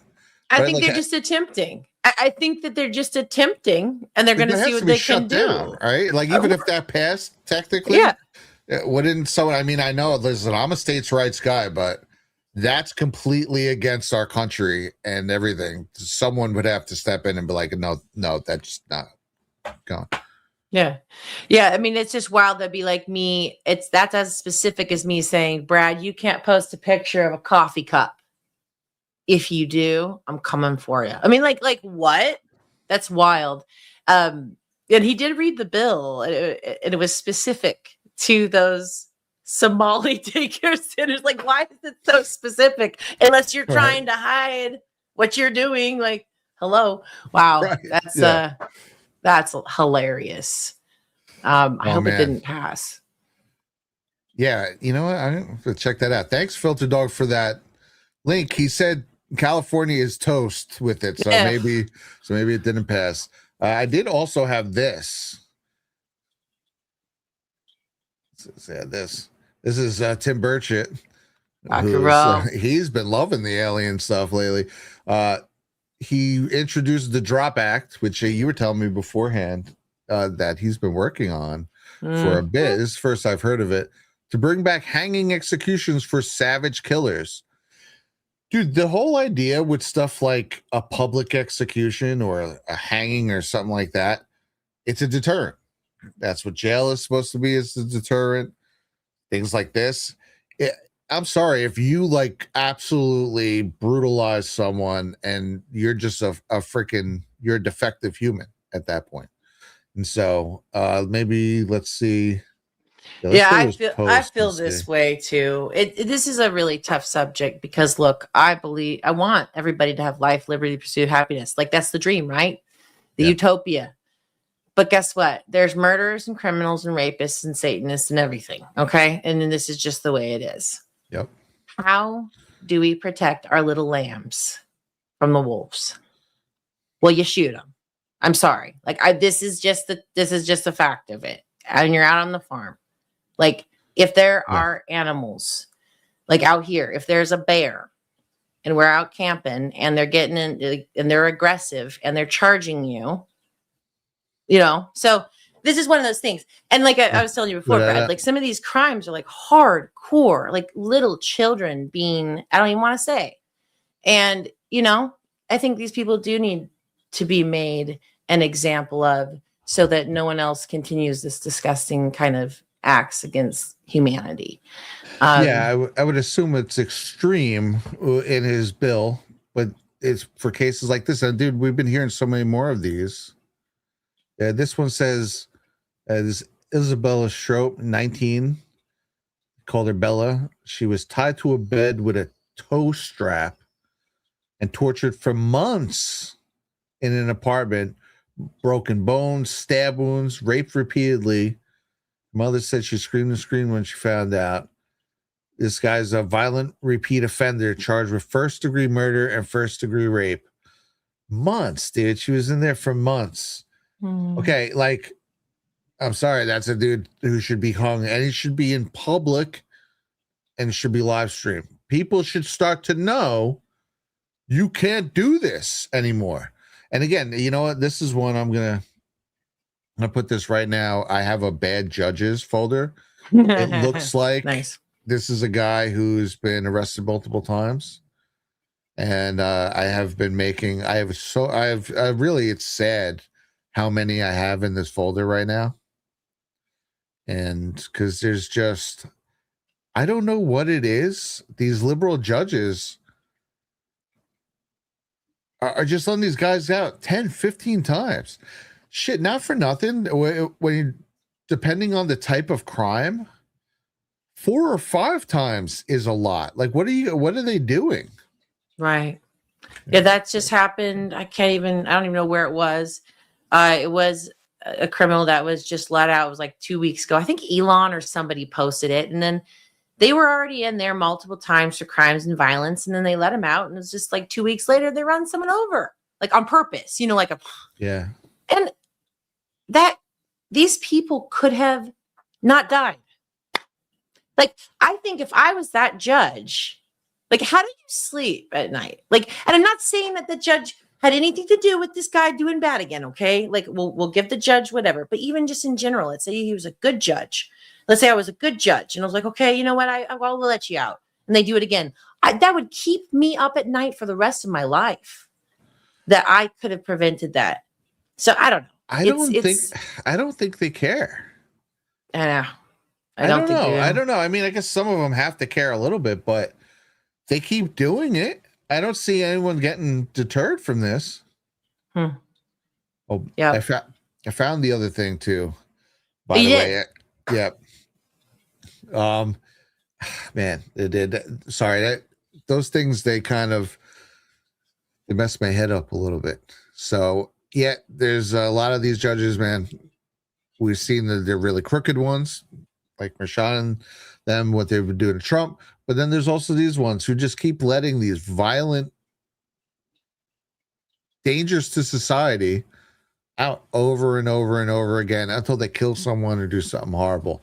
And the awareness of that has really been raising. So that's one silver lining on it, is that people have been talking about it specifically this last year or two. Has been a big ramp up. So I think that's actually a good thing. And also, too, again, just to put a cap on this has been about fraud and indictment this whole episode. And here you go, Violetta Milan, Dr. California, found guilty of carrying out a $45 million fraud scheme where she falsely billed Medicare for unnecessary Botox injections, for altering patient records to cover her tracks, facing up to 20 years in prison. This is just one fraudulent doctor. Dude, all this money, they somewhere along the line, I thought I read it called $2 billion. So that means there's so many of these cases, millions and millions and millions of dollars that are going. That can, what Stephen Miller said? He goes, that a budget, balance the budget. I've heard people say that. I've heard he's not the only one I've heard say that. I think Elon, somebody also, they were like, well, if all the fraud is caught, we will equilibrium ourselves. And I'm like, oh my gosh, even with all of the stuff that we do provide, like think of the military, think of all the stuff that the federal government truly does provide. That blows me away. But then when you see these numbers, you're like, $58 million, just this one woman, and you're like, whoa. And I know how they do that too. Just having a little inside with, when I worked for I don't even want to say, but it's a program that helps children and they get money through the federal government. Oh, yeah. Well, you write, like wellness checks and reports on the client, and then you get, the funds for the client. Now, I can just only imagine as a doctor, because, people come in and you're writing, oh, well, they did this procedure and it's covered by Medicaid, Abby went and got an x-ray, so they write that, whatever. You could easily, like she's doing with the Botox, you could just easily, oh yeah, patient came in, whatever, send that off. Yeah, I can see that. Yeah. I don't know exactly. Again, I'm not in the medical, I don't know all the ins and outs, but it's pretty much something pretty easy like that. And it's insane. And so, yeah, she's just one doctor, guys. That's why it's all about the heart, the morals. That's what about, we go back to Making America Great Again. And like we always show how there was purposely a removal of the father from the household and all these things. These things were caused to disrupt the people, so that they don't have morals. So they don't have these. I'm not giving her a cop out, but I'm saying we're seeing people not have a problem with stealing at all. And you look at them, you're like, well, she should have known better. It's like, I don't know anymore. Half of these people, they've just been raised off the rails, or they have no understanding of good and evil. And it's just pretty wild, but it's getting exposed. That's what this is all about. Yep, it's getting exposed, it's getting shut down. There are indictments going down, convictions going down, sentencing's going down. They're adding new immigration judges. They're adding new fraud judges for fraud prosecutors. Yep, and it's looking good. It's been a joy to cover this administration, I gotta say. And again, also, they're primarying the living crap out of the people who are just trying to stand in the way. I'm going to get the update here real quick. Let's see. There's one last update before we wrap up, guys. This, I got to say, it's pretty much in bag. Okay, yeah, I think they're calling it right here. So, Senator Cornyn's been primaried. See you later, dude. And again, that is one more person who has been standing in the way. Lord, I think it's 2028 where Murkowski is up for primary. No, I know I will be involved in doing everything humanly possible to primary that witch. And Trump has already shown a light on ranked choice voting in Alaska specifically. And I think it's very key to get rid of that. I believe it's on the ballot again. So yes, I want to really look into and make it very certain that people know what to check. Because what I believe happened last year, it was on the ballot during the presidential election in 2024. And it passed. Getting rid of it was a ballot question. And then all of a sudden, over the course of it was so close that they had to really check, and they found the votes, just enough votes to keep it over the course of the next 2 months. And what I believe happened is the question was on the other side of the ballot. So not everyone goes all the way to the end, right? Once they check what they're going to do. So I think they went and found ballots that didn't have that question filled out, and they just filled out as many as they could. So we're going to have to make sure everyone in Alaska knows to fill that question out, and they're going to have to watch it. Mm-hmm. And ranked choice voting, I know it's in other places in the country as well. It is the biggest scam known to man. So, yes, I agree. And even people like Murkowski were, in a way. It was her advisor who helped write that, added into this last presidential election, like you're saying, that bill that was put back in. Yeah. It was one of her advisors. I'm like, come on, guys, like, dear God. So anyways, yeah, it's not, we should have one vote for who we want. Corruption. That's just the way it goes. One vote for who you want. Second best choice. No, that's just, it gets too messy. And there's a lot of people that break down how it's really bad. But yeah, it's just one. We just need to vote for who we want. One choice, done. And get rid of that ranked choice voting. You do not need it. There's only one reason they do it. So is to cheat. Exactly. Yeah. Oh my gosh. Well, shout out to everyone. I appreciate everyone who donates. Obviously, we're much more independent these days, so it helps a lot. I saw right away after we did the Rumble wallet ad, ready for it to bet. Tip, tried it out. It worked fine. Love it. Awesome. Love seeing that. Then we also have this is a cool message here. BL Carr says the Bible tells us that we can speak life or death with our tongue. This is when we're talking about the placebo effect and positivity. It says we have the power to speak what we desire. We hold the power, as the word of God teaches us, speak as though it is to be. I really like that. Beautiful. I love that. Thank you so much for sharing that. And Kitsko says, you're going to be in the Truther Museum, floors 45 to 47 of the Trump Library. Dude, I bet you he does do something like that. I think that's going to be cool to walk through. But yeah, no, we love you guys. And shout out to Pilled. Shout out over at YouTube. Shout out to Abby's Rumble, my Rumble. Yeah, I was going to say, Rayo Dragon, good to see you. And JTY Lerp, really awesome. Thank you. And guys, remember to follow me. If you're new here, follow me. And you can follow Brad. Brad, what is your channel name again? It's just Where We Go When We Go All. Where We Go When We Go All. That's it. Okay, so if you type that into Rumble, you should be able to find him. He's got a Q on it. And give him a follow. Really help us out. And again, Brad's right. Look, I'm never somebody that ever begs for money or anything like that. Okay. But the reality of it is that we did start this on our own, and we're very thankful to Rumble. We're in the Rumble Creator Program. Yep. So that's very wonderful.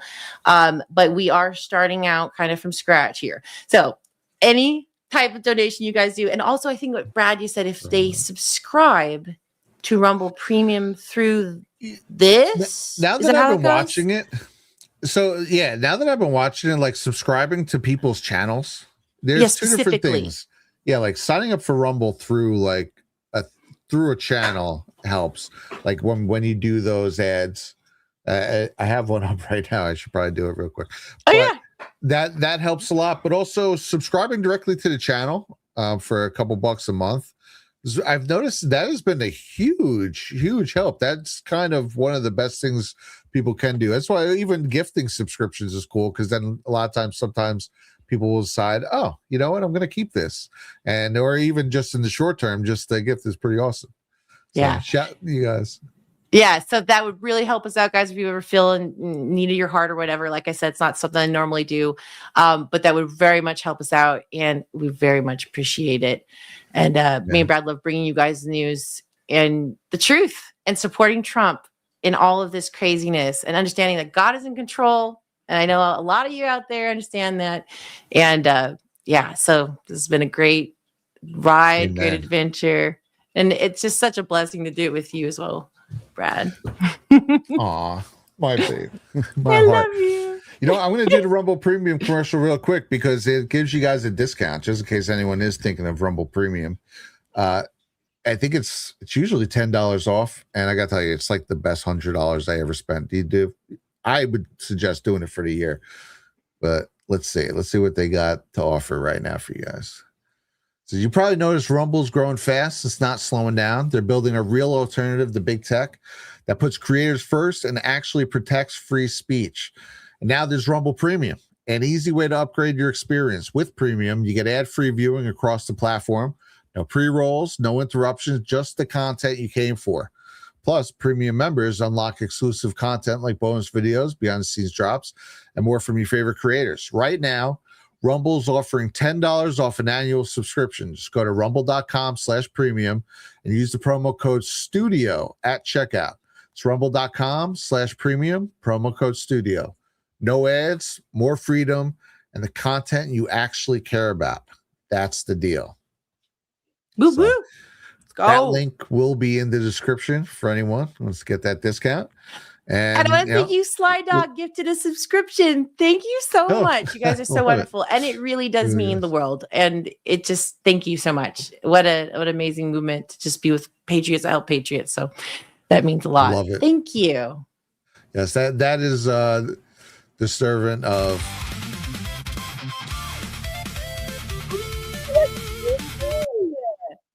And shout out to Dixie gifting the shades over at Pilled. I will be releasing the scratches soon. And guys, we're going to see you out with a little outro. I will remember to do it this time. And every Tuesday, 7 p.m. Don't miss it. We'll have all the wins of the week. everything that's going on. We'll keep you up to date, so you are not left behind in the Great Awakening. Love it. See you guys.